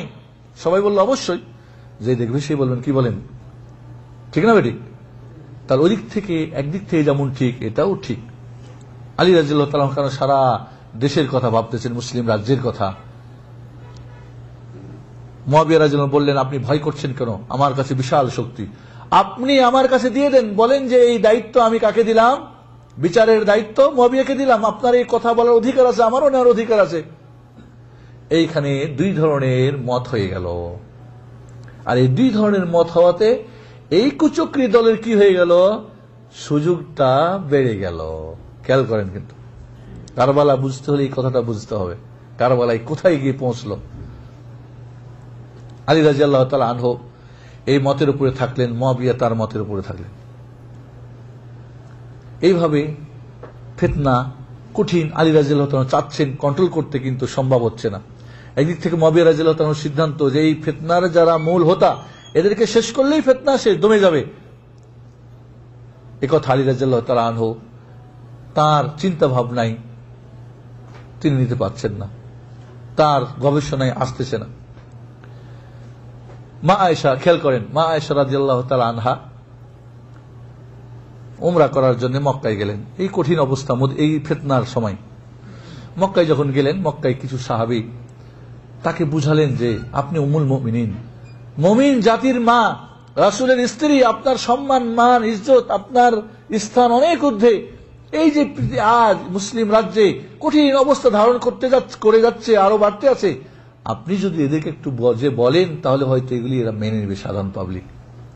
মা আয়েশা বলেন না, আমি যাব না। তাদের পীড়াপিড়িতে তিনি শেষ পর্যন্ত মক্কা থেকে বের হয়ে গেলেন মিশর, ওই বাসরা কুফার দিকে, যে লোকজনকে বুঝিয়ে যে এই তোমরা ফিতনা করো না, বিষয়গুলি তোমরা বোঝার চেষ্টা করো। পক্ষে বিপক্ষে আলীর, কি বলে মুয়াবিয়া, উসমান, সাধারণ মানুষ দেখেন না, মাশাআল্লাহ আমাদের দেশের লোকজন দেখেন না, এ টু জেড, রিক্সাওয়ালাকে, ভ্যান চালক কি আর গাড়ি চালাকি, সবগুলি রাজনীতির এমন কথা বলবে পাকা পাকা যে বুঝি এর চাইতে বড় রাজনীতি পৃথিবীতে আর কেউ নেই। এরকম মূর্খের মানুষগুলি, এরা না বুঝা মানুষগুলি কথা বললে কি হয়? ফিতনা আরো জন্ম নেই। এবং এটাই আমাদের দেশে একটু তাকালে বুঝবেন যে এটা কেমনে হয়। আয়েশা রাদিয়াল্লাহু তাআলা যখন বের হয়ে গেলেন, এই মুনাফিকের দল, আব্দুল্লাহ বিন সাবায়ের দল, এরা প্রচার করলো কি যে মা আয়েশা বেরিয়েছে আলীর বিরুদ্ধে জনমত গড়ার জন্য। খেয়াল করেন, আর এই কথাগুলো তার মোবাইল ছিল না যে না হা এক জায়গায় বলে দিলে কে যাচাই বাছাই করতে, আর করেই বাকি। মা আয়েশা রাদিয়াল্লাহু তাআলা বাসরায় গিয়ে যখন পৌঁছলেন, দেখলেন যে পরিস্থিতি বড় কঠিন, লোকজনকে বলে কোনো সম্ভব না, দু চার জায়গায় যা বললেন না, কোনো ব্যাপারটা বড় কঠিন, জটিল হয়ে গেছে, সহজ না। এদিকে আলী রাদিয়াল্লাহু তাআলা আনহু কিছু সৈন্য সামন্ত নিয়ে বের হয়ে গেলেন। বাসরায় গিয়ে মা আয়েশার সঙ্গে তার সাক্ষাৎ হলো, মত বিনিময় হলো, জানতে পারলেন যে না, মা আয়েশা তার পক্ষেই, বিপক্ষে না। শিয়াদের ইতিহাস পড়বেন, যা আয়েশা বিরুদ্ধে ছিল, নাউজুবিল্লাহ। বিশাল সিন্ধুর ইতিহাস পড়বেন, বলবেন যে মা আয়েশার বিপক্ষে ছিলেন, কখনোই না। মা আয়েশা রাদিয়াল্লাহু তাআলা আনহা আলীর সঙ্গে কথা হলো, বলে আমি মদিনায় ফিরে যাব, পরিস্থিতি ভালো না, আমার দ্বারা সম্ভব না। এরকম একটা কথাবার্তা হয়ে আলোচনা হয়ে রাত্রে সবাই যার যার পাশাপাশি সবাই ঘুমাই গেল। ওই কুচক্রী আব্দুল্লাহ বিন সাবাইয়ের দল দেখলো, আরে ফিতনা তো মিটে গেল, সমস্যার তো সমাধান হতে যাচ্ছে, একটা তো এখানে সুযোগ। রাত্রির অন্ধকারে অতর্কিত ভাবে মা আয়েশার সঙ্গে যারা লোকজন ছিল এদের উপরে হামলা করে ফেললো। আর ওরাই বলা বলি করতে লাগলো আলী খেয়ানত করেছে, আলী খেয়ানত করেছে। দুই দলে একটা যুদ্ধ হয়ে গেল, যাকে বলে উষ্ট্রির যুদ্ধ, এবং বহু রক্তপাত ঘটে গেল। মা আয়েশা রাদিয়াল্লাহু তাআলা যে উটের উপরে ছিল, উটের পা কেটে দিল, উটের উপরে যে টপ্পর ছই, এরপরে আগের নারীরা চলাফেরা করত, তিনি ওখান থেকে পড়ে গিয়ে আহত হলেন। যাই হোক, আলী রাদিয়াল্লাহু তাআলা বুঝতে পারলেন এটা একটা ষড়যন্ত্র, কারণ তিনি জানেন এই বীজ কারা বপন করে। তিনি মা আয়েশাকে সসম্মানে মদিনা পাঠিয়ে দিলেন। এবং কারণ কারা করতেছে, কারণ কোন একটা কু করার জন্য কয়জন লোক লাগে? হাজার হাজার হাজার হাজার লোক লাগে না, একজন হলেই যথেষ্ট। পকেটমার, ঢাকা শহরে কোনদিন পকেটমার দেখছেন? পকেটমার আপনার পকেট থেকে টাকা নিবে, ঠিক আছে, আর আপনাকে ধরে বলবে চোর চোর পকেটমার, আর ওরা 10 জন এসে আপনাকে ধরাই দিয়ে চলে যাবে। বুঝেন না, বুঝেন না এই কথা? যে পকেটমার হে টাকাও নিল, টাকাওয়ালাকেও মারপিট দেওয়ার পকেটমার বাড়িয়ে ছেড়ে দিল। এই ধরনের কাণ্ড কারবার সব যুগেই রয়েছে। একজন কুকুরে দিলে কে করলো না করলো আর কে জানে, জানে? এইভাবে একটা মানে ঘোলা পানিতে তারা মাছ শিকার করে ফেলল। যুদ্ধ হয়ে গেল। ওসমান কি বলে আলী রাদিয়াল্লাহু তাআলা আনহু মা আয়েশাকে মদিনার পথে বিদায় দিয়ে তিনি এবার মুয়াবিয়ার কাছে যাচ্ছেন তাকে বুঝাবের জন্য, ভাই এটা তুমি দ্বিমত করো না, আসো এরপরে একমত হও। ওইখানে সিফিন নামক জায়গাতে পৌঁছে দুই দলের কথাবার্তা শুরু হলো। আর এটা ছিল 37 হিজরির ঘটনা। দুই পক্ষের কথাবার্তা হচ্ছে, পক্ষে বিপক্ষে। মুনাফিকরা তো আছে, উস্কানি দিচ্ছে, হ্যাঁ না মানে আপনি আমিরুল মুমিনিন, কেন ওকে মেনে দিবেন, কেন ছাড়বেন, কেন তাকে এতে আসবেন না, আপনার অধিকার, তারা আপনার বিরুদ্ধে করছে, তাকে হত্যা করতে হয় মাত্র। এই ধরনের উস্কানি কিন্তু দিতেই আছে। এর ফলে শেষ পর্যন্ত ওখানে একটা যুদ্ধ হয়ে গেল, পক্ষে বিপক্ষে আলোচনা হচ্ছে। আপনার কোন সময় দেখছেন, আমার জীবনে দেখেছি, গ্রামে একটা বিয়ে, দুই পক্ষের ছেলে মেয়ে, বর পক্ষ মেয়ে পক্ষ, ওকে কোন একজন হিংসুক চাচ্ছে না বিয়েটা হোক, তৃতীয় পক্ষ একটা এমন একটা কথা বলে দিয়ে পুরো বিয়েটা ভেঙে মারপিট করে ভেঙে দিয়ে শেষ। আমি দেখি নিজের চোখে, হয় না হয় না? তাহলে তৃতীয় পক্ষ কে জানে আর কি একটা কথা বলে দেয়, হ্যাঁ জানে এই গ্রামের লোক মানে মেয়ের পক্ষের লোক, এরকম কথা বলবে কেন, বামুক বা তমুক, এই হই হাল্লা হয়, আরে বিয়ে ভেঙে শেষ। হয় না হয় না? এরকম একটা ওইখানে মারপিট হয়ে গেল, সেখানেও একটা খুন খারাপি হয়ে গেল, খুন খারাপি হয়ে গেল। দুই দলে সমঝোতায় আসলেন।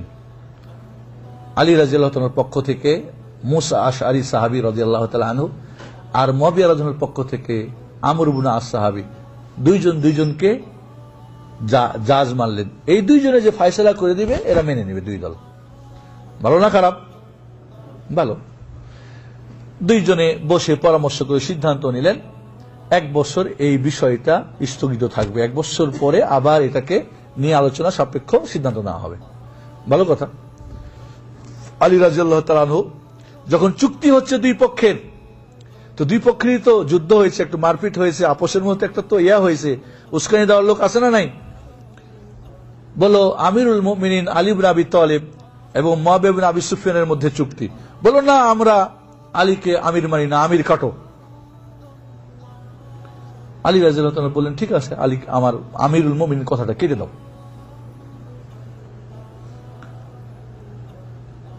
এইখানে আলী রাদিয়াল্লাহু তাআলা আনহুর পক্ষের লোকরা দুইটা দলে বিভক্ত হয়ে গেল। খেয়াল করেন কারবালা কোথায় গিয়ে লাগতেছে, খেয়াল করেন, কারণ এইটুক না বুঝলে কারবালা গিয়ে বোঝা কঠিন। আলী রাদিয়াল্লাহু পক্ষের যারা লোক ছিল কয় দল হলো? একটা খারেজি মানে বের হয়ে চলে গেল, এবং মুয়াবিয়া আলী যত ছিল সবকে কাফের ফতোয়া দিয়ে তারা হারুরা নামক একটা গ্রাম ছিল কুফায়, ওইখানে গিয়ে সারা রাত তাহাজ্জুদ পড়ে, কোরআন পড়ে আর সারাদিন রোজা রাখে। এদের ভবিষ্যৎবাণী মুহাম্মদুর রাসূলুল্লাহ সাল্লাল্লাহু আলাইহি সাল্লাম করে গেছেন, যারা দিন থেকে ওইভাবে বের হয়ে যাবে, তাদের নামাজের কাছে তোমাদের নামাজ, তাদের রোজার কাছে তোমাদের রোজা, তোমাদের ইবাদত তাদের ইবাদত কাছে তুচ্ছ মনে করবে, কিন্তু তাদের ইসলাম কোরআন পড়বে কিন্তু কোরআন এই হুলকুমের ভিতরে যাবে না। ইসলাম থেকে ওইভাবে বের হয়ে যাবে যেমন তীর লক্ষ্য লক্ষ্য বস্তুতে নিক্ষেপ করলে ভেদ করে বের হয়ে চলে যায়, এইভাবে ইসলাম থেকে বের হয়ে যাবে। এদেরকে যেখানে পাও ওইখানে ধরে এদেরকে হত্যা করো, বা আমি বেঁচে থাকলে এদেরকে মারতাম। এরা প্রায় 24,000 লোক বের হয়ে চলে গেল। এরা হলো খারেজি। আলী রাদিয়াল্লাহু তাআলার পক্ষে যারা থেকে গেল, ওরা কেন এই ফতোয়া দিল সেটা পরে আসতেছি। এরাকে বলা হয় শিয়া। শিয়া মানে নিজের সামর্থ্যের এবং নিজের গ্রুপের লোক। ওই আব্দুল্লাহ বিন সাবায়ের মুনাফিকের দল দুইটা ভাগ হয়ে গেল। ভাগ হলো কারা? মুমিন মুসলমানরা। একটা খারেজি হয়ে গেল, একটা শিয়া হয়ে এখানে থেকে গেল, ঘরের মধ্যে একটা বাইরে, বাইরের একটা দুশমন হয়ে গেল, একটা ভিতরে। কারণ ঘরে বাইরে দুই জায়গায় হলে কি জবাই করতে সুবিধা। আলী রাদিয়াল্লাহু তাআলা আনহুর যারা খারিজি এরা বলল, কেন সবাই কাফের? কাইনিল হুকমু ইল্লা লিল্লাহ, ফয়সালা হবে আল্লাহ দিয়ে, মানুষ দিয়ে কেন ফয়সালা করলো? ওই যে আমর ইবনে আস আর মুসা আশারিকে কেন ফয়সালা করতে দিল? ওমান লাম ইয়াহকুম বিমা আনজালাল্লাহু ফাউলাইকা হুমুল কাফিরুন, যে আল্লাহর ফয়সালা করবে না বিধান দিয়ে সে কাফের, অতএব সব এরা কাফের। এক নম্বর ইস্যু। দুই নম্বর ইস্যু কি? কয় কেন আমিরুল মুমিনিন কেটে দিল নামের আগে থেকে? তাহলে কি আমিরুল শয়তান? তাহলে আমিরুল মুমিনিন যখন না, তাহলে কার আমির? আমিরুল শয়তান। আমাদের দেশের পীর সাহেবরা বলেন এক শ্রেণীর, যার পীর নাই তার পীরকে শয়তান বলে না, বলে না। তিন নম্বর ইস্যু করলো যে ওই যে উষ্ট্রির যুদ্ধ হলো, ওইখানের গনিমত মাল তিনি আমিরুল মুমিনিন, কেন গনিমতের মাল নিল না এবং অন্য দলের লোকজনকে কেন বন্দী করলো না? এই তিনটা তাদের ইস্যু করে কাফির ফতোয়া বের হয়ে চলে গেল। আলী রাদিয়াল্লাহু তাআলার সঙ্গে পরামর্শ করে আব্দুল্লাহ বিন আব্বাস এবং তাদেরকে বুঝালেন যে আমিরুল মুমিনিন যে কেটে দিলেন তাতে আমিরুল শয়তান হয়ে গেল কেমনে তোমরা বুঝলা? আল্লাহর নবী আলাইহিস সালাতু ওয়াস সালাম যখন মক্কার কাফেরদের সঙ্গে হুদাইবিয়ার সন্ধি করতেছিলেন, তখন মক্কার কাফের আল্লাহ নবী বলেন, লেখো মুহাম্মাদুর রাসূলুল্লাহ এবং মক্কার কুরাইশদের মধ্যে চুক্তি। ওরা বলল তোমাকে রাসূল মানি না, মানলে তো ভেজালই নাই, রাসূল কাটো। চুক্তি লিখতেছিল কে? আলী ইবনে আবি তালিব রাদিয়াল্লাহু তাআলা আনহু। বললেন আলী, রাসূলুল্লাহ কেটে দাও, লেখো মুহাম্মদ ইবনে আব্দুল্লাহ আর কুরাইশের মধ্যে চুক্তি। কই না, আমি আমার হাত দিয়ে রাসূলুল্লাহ কাটতে পারবো না। আল্লাহ রাসূল আনপড় মানুষ ছিলেন, লেখাপড়া জানতেন না। বলেন দেখাই দাও কোথায় রাসূলুল্লাহ। বলে এই যে এই জায়গাটা। তিনি নিজের হাত দিয়ে কেটে দিলেন। কয় ব্যাককলের দল, আল্লাহর নবী তার রাসূলুল্লাহ কেটে দিয়ে যদি মুসলমান থাকে তো আমিরুল মুমিনিন কাটলে কাফের হয় কেমনে? কয় ঠিকই তো কথা। কয় একটা তো বুঝলাম, আর একটা মানুষের কাছে ফয়সালা উঠাই দিলেন কেন? আল্লাহর ফয়সালা ছাড়া মানুষের ফয়সালা তো কাফের হয়ে যাবে। ইল হুকমু ইল্লা লিল্লাহ ওয়া মান লাম ইয়াহকুম বিমা আনজালাল্লাহু ফাউলাইকা হুমুল কাফিরুন। কয় আল্লাহই তো মানুষের কাছে বিচার উঠিয়ে দিয়েছে, আলীর কথা পরে রাখো। বলে কেমনে? কয় যদি স্বামী স্ত্রী ঝগড়া ফাসাদ হয়, কোনোভাবে ফয়সালা না হয়, মীমাংসা না হয়, তা আল্লাহ বলছেন কি হাকামা মিন আহলি ওয়া হাকামা মিন আহলিহা, স্বামীর পক্ষের একজন মানুষ ন্যায়পরায়ণ আর স্ত্রীর পক্ষের দুইজনে মিলে যেটা ফয়সালা করবে সেটা। তা আল্লাহই তো মানুষের ফয়সালা মানুষের কাছে ফয়সালা করার জন্য দিয়েছেন। যদি কেউ কি বলে ইহরাম অবস্থায় স্থলচর পশু হত্যা করে, তাহলে তাকে বদলা দিতে হবে, এর প্রতিদান এর বিনিময়ে তাকে দণ্ডি দিতে হবে। তো ওখানেও তো আল্লাহ বলছেন যে দুইজন ন্যায়পরায়ণ মানুষ ফয়সালা দিবে, ওইটা মেনে নিতে হবে। তা আল্লাহ তো নিজেই মানুষের কাছে ফয়সালা করার দিয়েছেন, উঠিয়ে দিয়েছেন। তো আমিরুল মুমিনিন আলী উঠিয়ে দিলে অসুবিধা কোথায়? ঠিকই তো, এটাও তো বুঝলাম। কই তোমরা যে বলছো আয়েশার গ্রুপকে ধরে বেঁধে লন্ডি দাসী বানাতে হবে, দাস দাসী, আর মাল সম্পদ সব লুটে নিতে হবে, তো আয়েশা রাদিয়াল্লাহু উম্মুল মুমিনিন না? বলে হ্যাঁ। তো দাসী হলে তো স্ত্রীর মতো ব্যবহার করা যায়, তাই কি আয়েশাকে তোমরা দাসী বানাতে চাচ্ছ? কই না না নাউজুবিল্লাহ। কই তাহলে কেমন ওটা বলছো তোমরা? বলো তাহলে তো বুঝে আসছে, আসলে এটা ভুল হয়ে গেছে আমাকে। এরপরে বেশিরভাগ মানুষ ফিরে আসলো কিন্তু কিছু সংখ্যক মানুষ ওই বাতিল আকীদার মধ্যেই থেকে গেল, কারণ তাদের ষড়যন্ত্র ছিল বাইরে থেকে কি করতে হবে, ষড়যন্ত্র করে ইসলামকে ধ্বংস করতে হবে। ইতিহাস একটু আমাদের কাছে বুঝতে হয়তো কষ্ট লাগবে, আলোচনা হয়তো অনেকের ঘুম ধরতেছে, অনেকের কাছে হয়তো কষ্ট লাগছে কখন শেষ হবে। কারণ শেষ করে আপনি করবেন কি, শেষ করে কি নিজে শেষ হবেন? কারণ আমাদের কারবালার ঘটনাকে কেন্দ্র করে আমাদের আকীদা ঈমান কোথায় গেছে খবর আছে আমাদের। কুফরি, শিরিক, বিদআত, কুসংস্কার আচ্ছন্ন হয়ে গেছি আমরা, কারণ সঠিক ইতিহাস আমরা জানি না। এই কুচক্রী দলের বানানো ইতিহাস আমাদের দেশে পড়া হয়।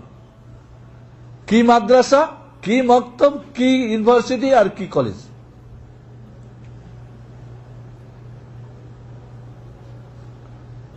আমাদের দেশে আশুরার দিনে বিশাল সিন্দুর খতম দেওয়া হয়, জানেন না খতম দেয়, কারণ ইতিহাস উল্টা দিকে চালিয়ে দেওয়া হয়েছে।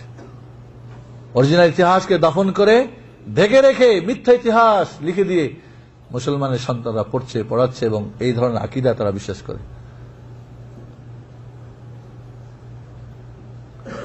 আলী রাদিয়াল্লাহু তাআলা আনহু দীর্ঘ 5 বছর 35 থেকে 40 সাল পর্যন্ত মুআবিয়া রাদিয়াল্লাহু তাআলা আনহুর খুনের বিচার করবেন, পরিস্থিতি কন্ট্রোল নেবেন, সম্ভব না। এই মুনাফিকের দলগুলি কি করে, বাইরে একটা ভিতরে একটা, এটা কথা নিয়ে গিয়ে আবার বাইরে আরেকটা ফাসাদ করে।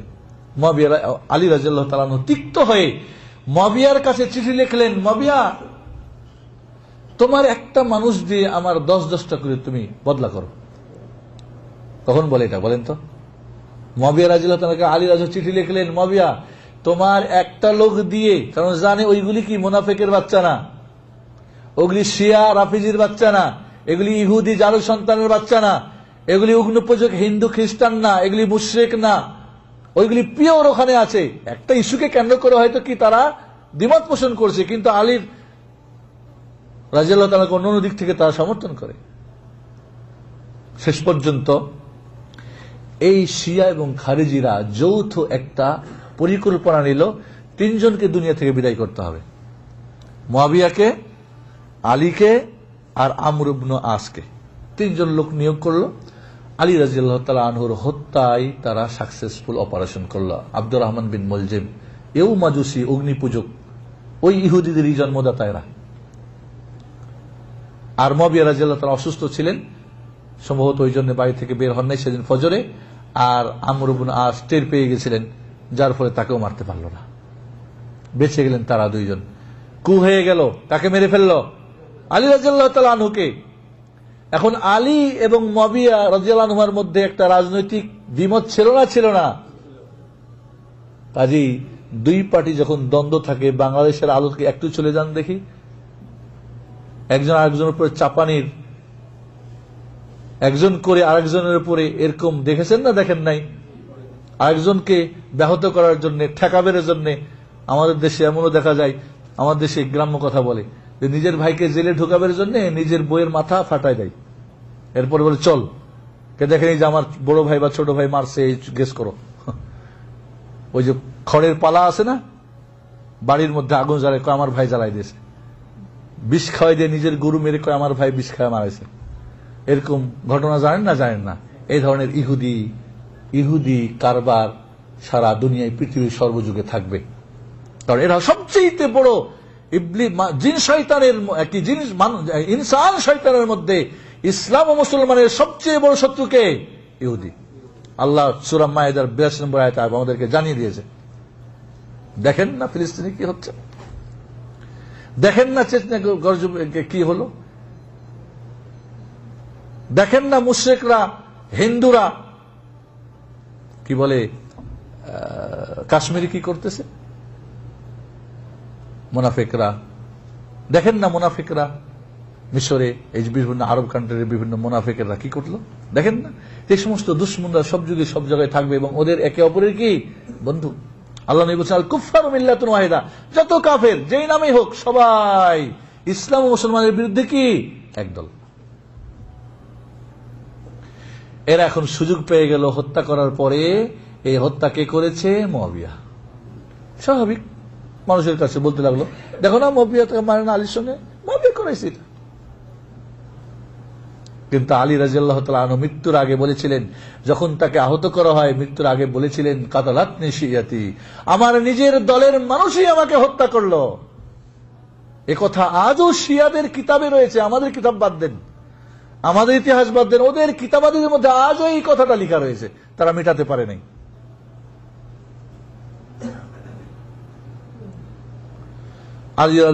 আলী রাদিয়াল্লাহু তাআলা আনহু 5 বছরে উসমানের হত্যার বিচার করতে পারলেন না। 40 সালে তিনিও শহীদ হয়ে গেলেন। এরপরে খলিফা নির্বাচন করা হলো তার বড় ছেলে হাসান রাদিয়াল্লাহু তাআলা আনহুকে।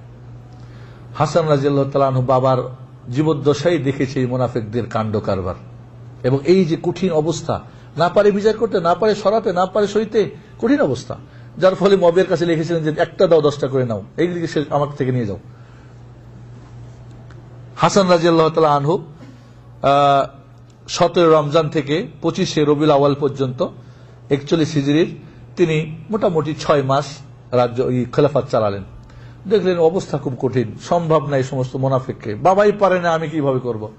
তিনি তার ছোট ভাই হোসাইন রাদিয়াল্লাহু তাআলাকে সাথে নিয়ে চলে গেলেন কোথায়, মুয়াবিয়া রাদিয়াল্লাহু তাআলার কাছে গিয়ে বললেন, ভাই বা চাচা বা যে সম্পর্কে ছিল, আমার দ্বারা সম্ভব না, আপনাকে এই দায়িত্ব দিলাম, আপনি খলিফা হয়ে যান, আমি ইস্তেফা দিলাম। ছোট ভাই হোসেন সহ নিজে মুয়াবিয়ার কাছে বায়াত করে ফিরে আসলেন মদিনায়। চলে আসলেন কোথায়? মদিনায়। ইতিমধ্যে কিন্তু ওই এর আগে বলতে একটা কথা ভুলে গিয়েছিলাম, আলী রাদিয়াল্লাহু তাআলা উদ্বুদ্ধ করে ওই মুনাফিকের দল মদিনা থেকে ছাড়িয়ে কোথায় নিয়ে গেছে? পার্লামেন্ট, সংসদ কোথায় নিয়ে গেছে? কুফায়। সাহাবা ইকরাম নিষেধ করেছিলেন, অনেক সাহাবা ইকরাম জানেন এটা আপনি করিয়েন না। যাই হোক, রাজনীতি চিন্তাধারার ব্যাপার ছিল। আলী রাদিয়াল্লাহু তাআলা আনহুর পরে তার ছেলে হাসান 6 মাস চালার পরে দেখলেন সম্ভব না, মুয়াবিয়া রাদিয়াল্লাহু তাআলা আনহুকে দায়িত্ব দিয়ে 2 ভাই পরিবার সব নিয়ে চলে আসলেন মদিনায়।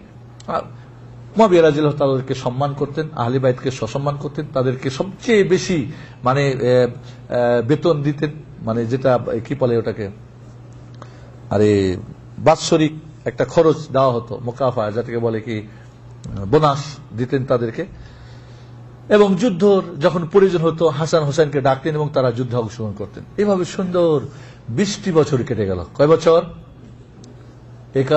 41 থেকে নিয়ে 60 পর্যন্ত মুয়াবিয়া রাদিয়াল্লাহু তাআলা আনহু কঠিন যোগ্যতার সঙ্গে শাসন করলেন, এবং ইসলামের ইতিহাসে এত যোগ্যতার সঙ্গে এত দীর্ঘ সময় না আগে না পরে কেউ এরকম সুন্দর রাষ্ট্র পরিচালনা করছেন। এবং তিনি ভালো করে জানতেন যে ওই মুনাফিকের দলগুলিকে কিভাবে দাবায় রাখতে হবে। আবার ওই সমস্ত চক্র মক্রগুলি, ওই 5 দল আবার এরা কি করলো, ভিতরে ভিতরে কাজ শুরু করলো, প্রকাশ করতে বড় কঠিন, এরা আর পারে না। হাসান রাদিয়াল্লাহু তাআলা চলে আসলেন কোথায়? হোসেন মদিনায়। আর একটা যে কু করবে, কারণ দূরে হয়ে গেছে, অনেক কঠিন। শেষ পর্যন্ত 50 সালে 50 হিজরিতে হাসানকে বিষ পান করিয়ে ওরা হত্যা করলো। এই দলটাই যারা হত্যা করলো ওসমানকে, যারা হত্যা করলো আলীকে, যারা হত্যা করলো হাসানকে, চাপাই দিল কে? মুয়াবিয়ার উপরে। কয়েরা ওর বাপার সঙ্গে একটা ছিল, দ্বন্দ্ব ছিল ওই মাসে। সাধারণ পাবলিক বুঝতে সমস্যার কোথায়। এবং হাসান রাদিয়াল্লাহু তাআলা সম্পর্কে বিভিন্ন ধরনের বর্ণনা রয়েছে। কেউ বলছে যে মুয়াবিয়া বিষ পান করেছিলেন, কেউ বললেন ইয়াজিদ তার বউকে বিয়ে করার জন্য, জাদা বিন আসআস কে, তারপরে কেউ বলেছে যে না তার কাজের লোকেরা, ইত্যাদি ইত্যাদি। কিন্তু হাসান রাদিয়াল্লাহু তাআলার মৃত্যুর পরে হোসাইন 10 বছর বেঁচেছিলেন, 11 বছর বেঁচেছিলেন। কই কাউকে তো বলে নাই যে উমুকে আমার ভাইকে মারেছে, তার খুনের দাবি চাই, বলেনি। কারণ কে বা যদি জানাশোনা হতো তাহলে তার কেসাস হতো না, দাবি করতেন না তার পরিবারের কেউ দাবি করেন নাই। এর মানে অজানা, আর অজানা কাউকে তোহমত দেওয়া কি জায়েজ নেই? সাক্ষী ছাড়া জায়েজ নেই। তাহলে হাসান রাদিয়াল্লাহু তাআলাকে তারা হত্যা করে চাপিয়ে দিল মুয়াবিয়ার উপরে। শেষ পর্যন্ত 60 হিজরিতে মুয়াবিয়া রাদিয়াল্লাহু তাআলা আনহু এবার দেখলেন তার শেষ সময়, তিনি এবার দেখলেন যে তার পরবর্তী কাকে এই রাজ্য পরিচালনার দায়িত্ব দেওয়া যাবে। তিনি পরামর্শ সভা বসিয়ে তারা সিদ্ধান্ত দিলেন যে ইয়াজিদ বিন মুয়াবিয়ার ছেলে ইয়াজিদকে এই দায়িত্ব দেওয়া সবচেয়ে উপযুক্ত, এবং ইয়াজিদকে তিনি বিভিন্ন যুদ্ধে সেনাপতি বানিয়ে, এমনকি আপনার কাইসার, যেটা ইস্তাম্বুল, আপনার কি বলে ওটাকে এখন, তুর্কিস্তানের ইস্তাম্বুল শহর, আল্লাহর নবীর ভবিষ্যৎবাণী ছিল যে এই যুদ্ধের এখানের প্রথম যারা যোদ্ধা হবে তারা সবাই ক্ষমাপ্রাপ্ত। এবং এই যুদ্ধের সেনাপতিকে ছিলেন ইয়াজিদ বিন মুআবিয়া। আর এর সবচেয়ে বীর সৈনিক ছিলেন কে? মুজাহিদ হোসেন রাদিয়াল্লাহু তাআলা আনহু। আচ্ছা, হোসেন আর ইয়াজিদ, এই মুআবিয়া তারিয়াদের কোন দ্বন্দ্ব থাকলে কি তার আন্ডারে যুদ্ধ করতে যেতেন? অসম্ভব, অসম্ভব। হাসান তার জীবনকালে সবসময় যুদ্ধে অংশগ্রহণ করেছেন, যখনই মুআবিয়া ডেকেছেন তখনই যুদ্ধে অংশগ্রহণ করেছেন, হোসেন করেছেন। এবার হলো সমস্যাটা কোথায়? ইয়াজিদের নামে বায়াত হয়ে গেল সারা ইসলামী রাজ্যে। মদিনায় আব্দুল্লাহ বিন জুবাইর রাদিয়াল্লাহু আনহু আর হোসেন রাদিয়াল্লাহু তাআলা আনহু বায়াত করলেন না। তাদেরকে বলা হলো বায়াত করেন, আমরা একটু চিন্তা ভাবনা করে দেখি। এর মধ্যে ওই মুনাফিকের দল কোথায়? কুফা থেকে হোসেনের কাছে চিঠি লেখে। কেউ বলেছেন 500 চিঠি, কেউ বলেছে 1400, কেউ বলেছে 2200 চিঠি লেখে যে আমরা ইয়াজিদেরকে বায়াত মানি না, আমরা আপনাকে বায়াত করব, আপনাকে চাই। এইভাবে হোসেনের কাছে যারা চিঠির পর চিঠি, চিঠির পর চিঠি। হোসেন রাদিয়াল্লাহু তাআলা ধোঁকায় পড়ে গেলেন। আরে এত চিঠি, এবং তিনি নিজেকে ইয়াজিদের চাইতে বেশি যোগ্য মনে করলেন। স্বাভাবিক, তিনি যোগ্য, আহলে বাইতের মানুষ। কিন্তু একটা কথা মনে রাখতে হবে, যেখানে একজন আমিরের বায়াত হয়ে গেছে সেখানে আরেকজন বায়াত করা কি বা আরেকজন দাঁড়ানো জায়েজ নাই শরীয়তে মুহাম্মদী, জায়েজ নেই। কারণ ঐক্য হয়ে গেছে এক জায়গায়, টুটাফাটা কিছু লোকজন থাকবে না, সেটা স্বাভাবিক।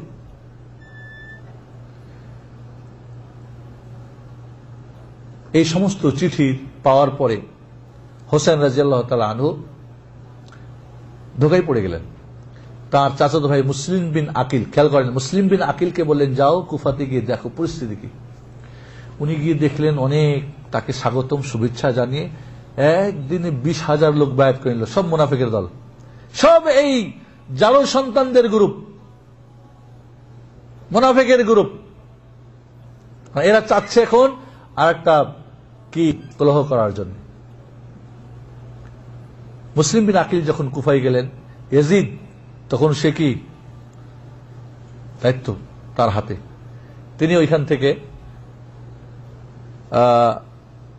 নোমান বিন বাশির ছিলেন কি বলে আপনার কুফার আমির, গভর্নর, তাকে অপারেশন করে বাসরার গভর্নর ছিল ওবায়দুল্লাহ বিন জিয়াদ। খেয়াল করেন কে, এবার আমরা কারবালায় পৌঁছতেছি। ওবায়দুল্লাহ বিন জিয়াদ, এই ওবায়দুল্লাহ বিন জিয়াদ এই শিয়া আলী রাদিয়াল্লাহু আনহু গ্রুপের মানুষ। ওকে লিখলেন যে তুমি বাসরার সঙ্গে কুফারও তোমাকে আমিরের কি দায়িত্ব দেওয়া হলো, এবং নোমান বিন বাশিরকে অপারেশন করলেন, কি করলেন, তাকে বরখাস্ত করে দিলেন।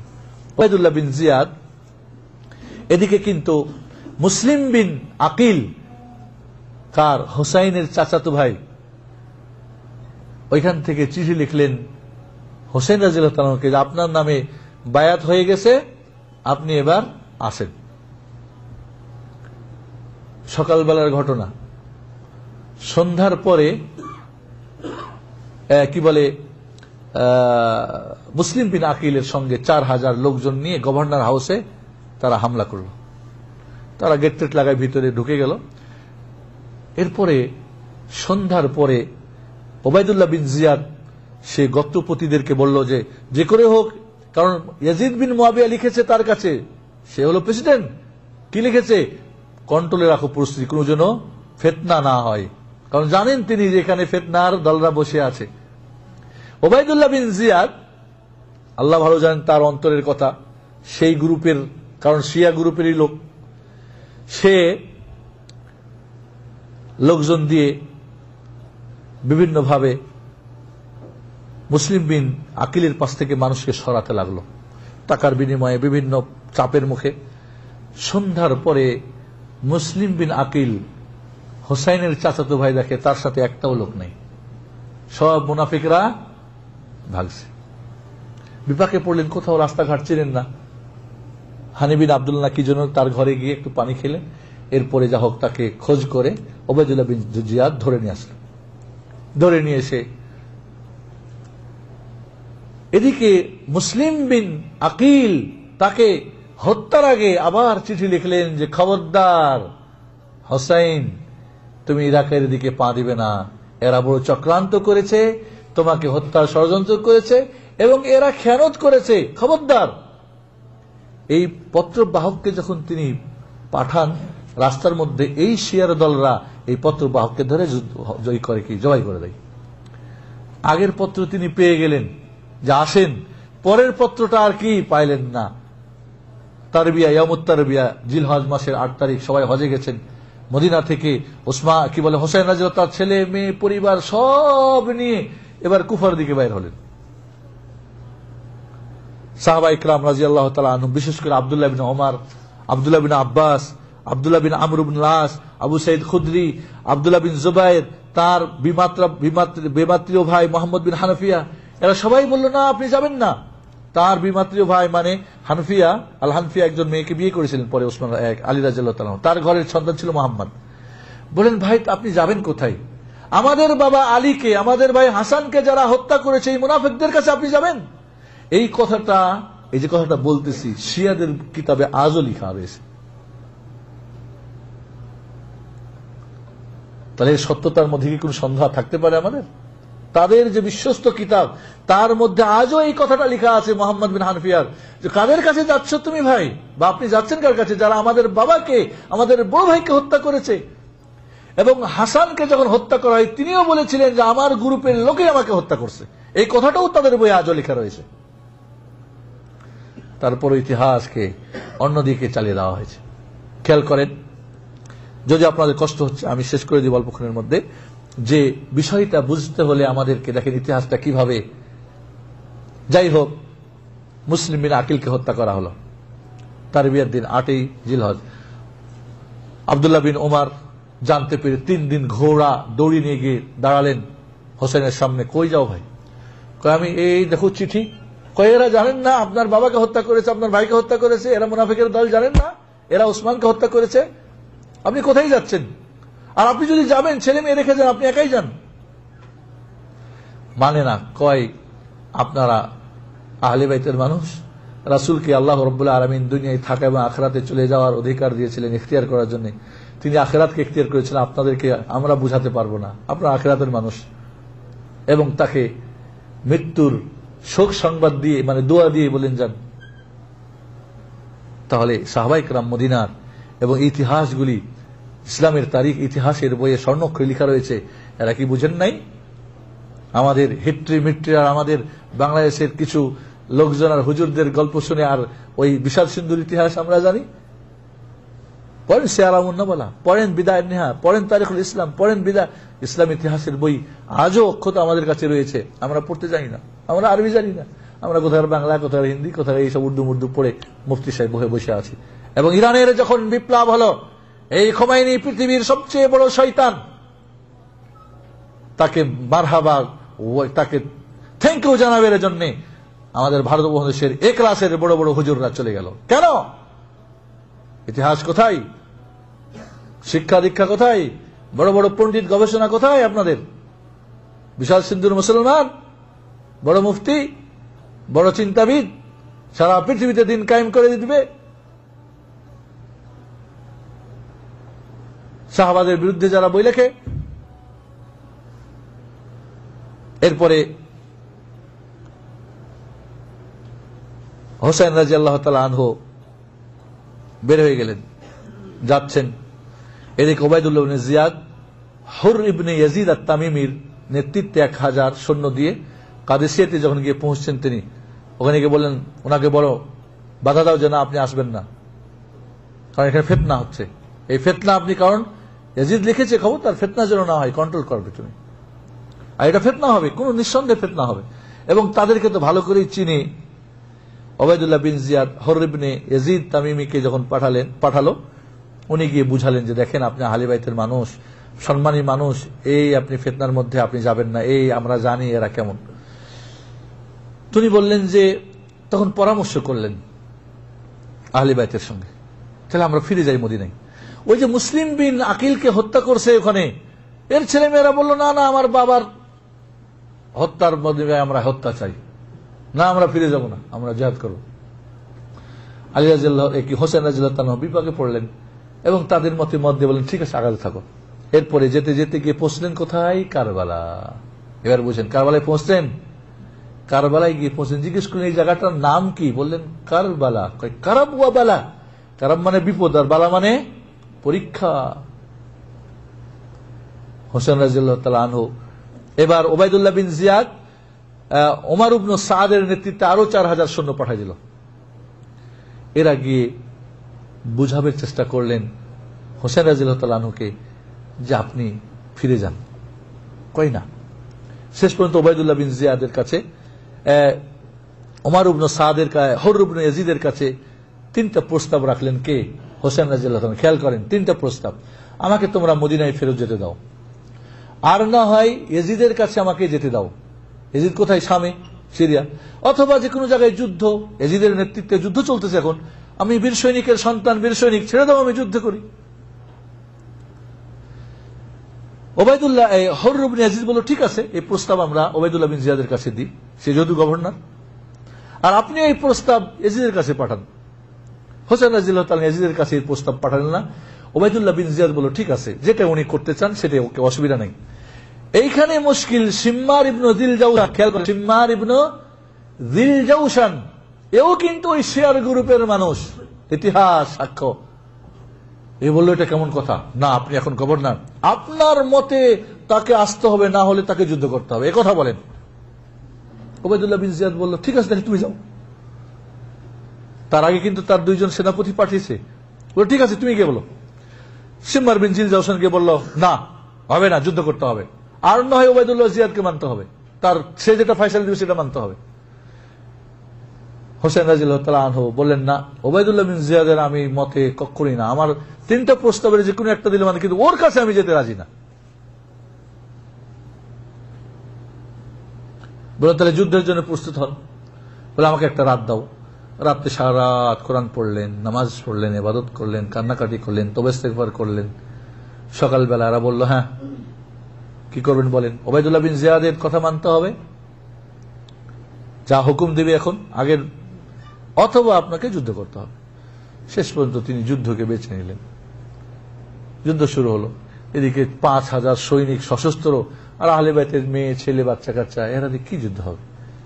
যতই বড় বাহাদুর হোক, বেশি যদি হয় তাহলে সম্ভব কি তার সঙ্গে যুদ্ধ করা? শেষ পর্যন্ত একে একে আহলে বাইতের সব মরতে থাকলো, শহীদ হতে থাকলো। শেষ পর্যন্ত এই সিম্মার বিন যিল জাওশান আর বলে আর কত অপেক্ষা করবা, কারণ সবাই রাসূলের নাতি হোসেনের উপরে অস্ত্র ধরতে কেউ রাজি না। সিম্মার বিন যিল জাওশান ওই শিয়া গ্রুপের মানুষ বলে আরে আর কত সবুর করবো, মারো। যেমন সে উস্কানি দিয়েছে, এর উস্কানিতে খাওলা আল আসবাহি এক বল্লম হোসাইনের বুকের তাক করে জোরে আঘাত করলো। যেমনই আঘাত করলো, হোসেন রাদিয়াল্লাহু তাআলা আনহু মাটির মধ্যে চিত হয়ে পড়ে গেলেন। এরপরে সিনান বিন আনাস আন-নাখাই এই মালাউন গিয়ে তার বুকের উপরে বসে তার মাথা কেটে দ্বিখণ্ডিত করে দিল। ইন্না লিল্লাহি ওয়া ইন্না ইলাইহি রাজিউন। এইভাবে রাসূলের দহিত্র সবচেয়ে প্রিয় হোসেন রাদিয়াল্লাহু তাআলা আনহুকে নির্মম ভাবে এই মুনাফিকের দলরা কি করলো? হত্যা করল। এবং তার মাথা এবং বাকি যারা ছিল আহলে বাইত ওবাইদুল্লাহ বিন জিয়াদের কাছে হাজির করলো। ওবাইদুল্লাহ বিন জিয়াদ তার মুখের মধ্যে, তার হাতে একটা লাঠি ছিল, গোতা মারতেছিল, আঘাত করতেছিল। আনাস বিন মালিক বলল এই তুমি করো কি? এই মুখে আমি কতবার রাসূলকে দেখেছি চুমা দেওয়ার জন্য, আর তুমি এখানে আঘাত করছো।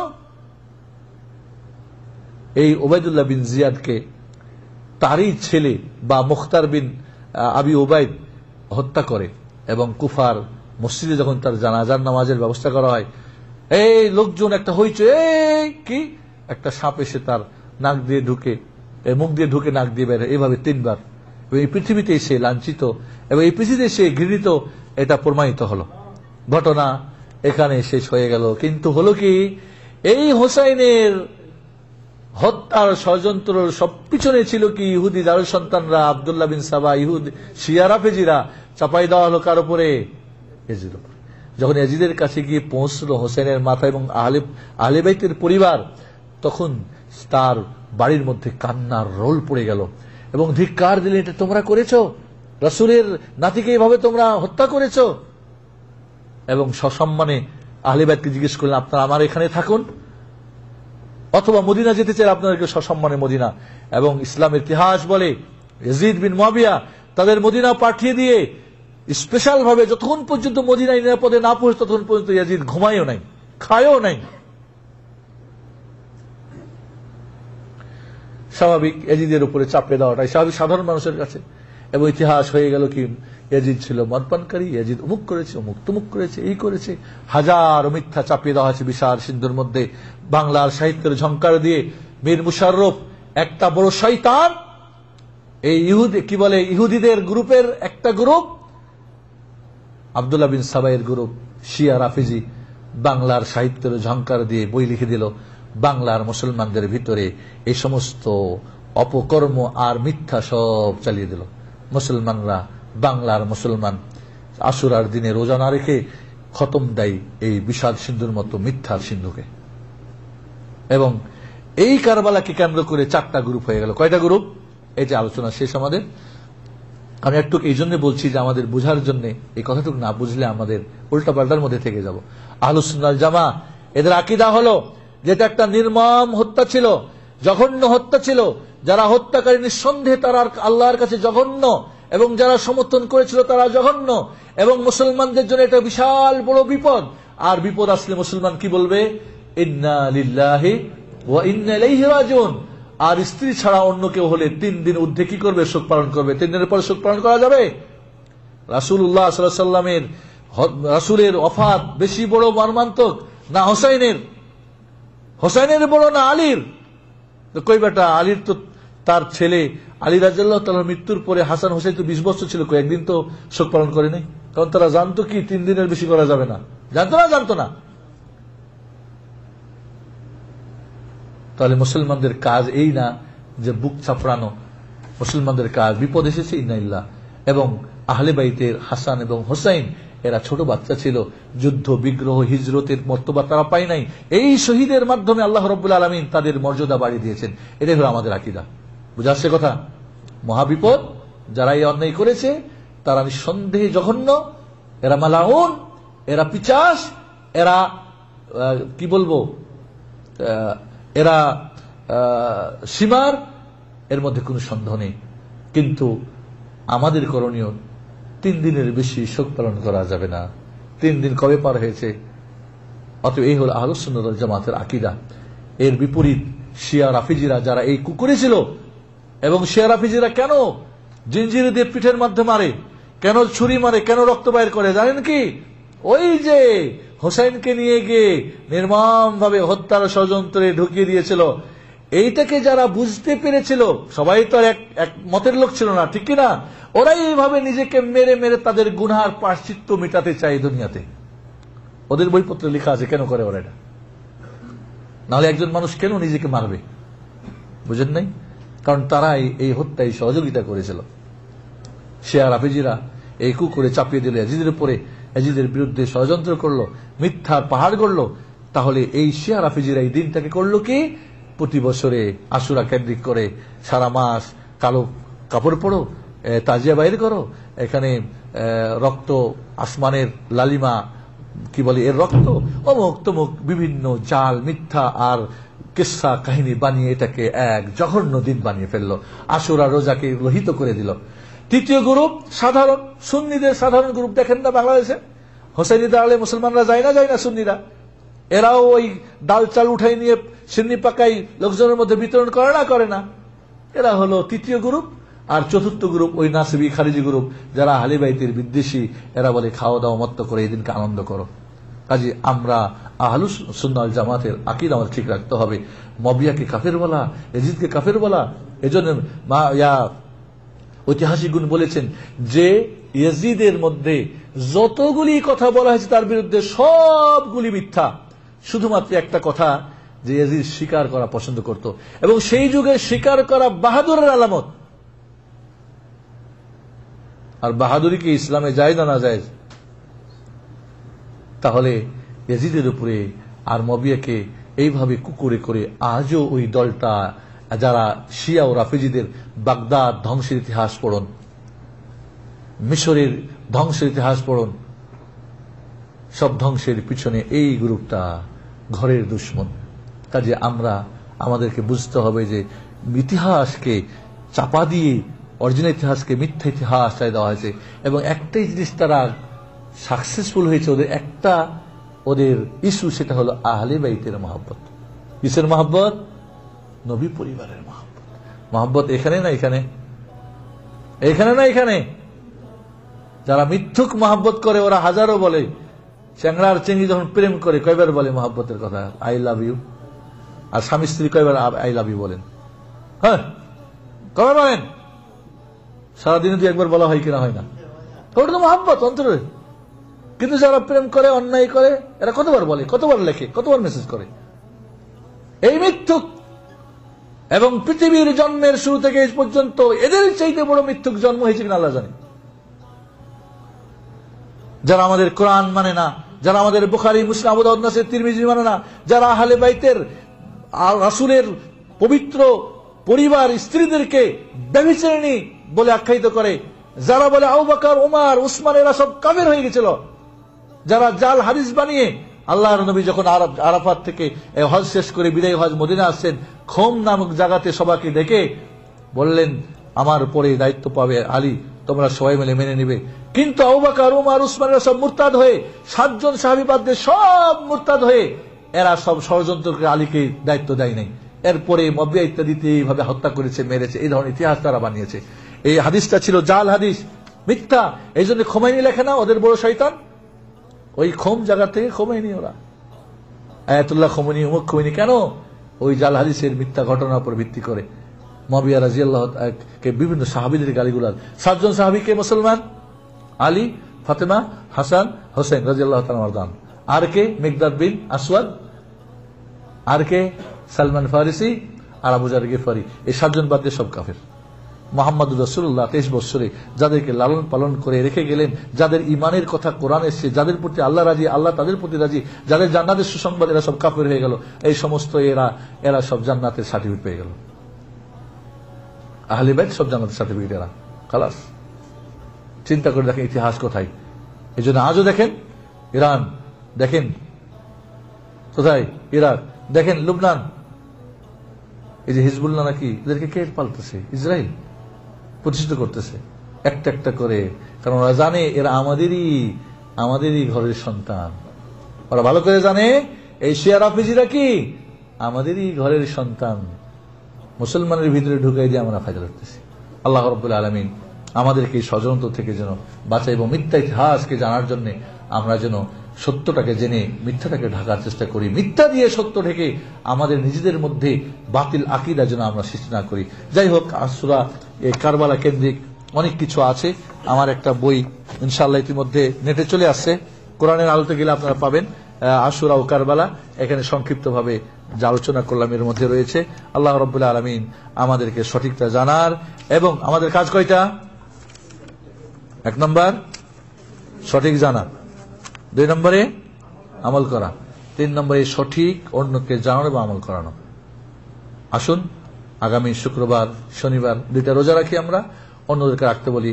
বাংলাদেশের লোক যদি সবাই তারা আমাদের দেশের নিয়মে রাখে, আমাদের দেশের চাঁদে, সেটাও রাখতে পারে, কোনো অসুবিধা নেই। সবাই মিলে আল্লাহ রাব্বুল আলামিন আমাদেরকে এই মিথ্যা থেকে বাঁচার তৌফিক দান করুন, এবং বিশেষ করে এই যে মিথ্যার পাহাড় গড়েছে এই দলটা থেকে আমাদেরকে হেফাজত করুক। এবং এই ঘরের দুশমন আস্তে আস্তে বাড়তে আসে। আপনারা কি জানেন বাংলার মাটিতে এখন শিয়াদের কিভাবে তৎপরতা চলতেছে? এদের মধ্যে আমার কাছে কয়েকজন বলছে আমার ভাই শিয়া হয়ে গেছে, আমার ভাই শিয়া হয়ে গেছে। আগে একটা ইসলামী দলের বড় নেতা খাতা ছিল, এখন হয়ে গেছে আর একটা।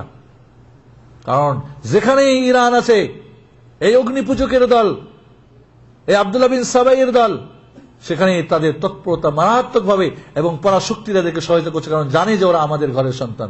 আসসালামু আলাইকুম ওয়া রাহমাতুল্লাহি ওয়া বারাকাতুহু।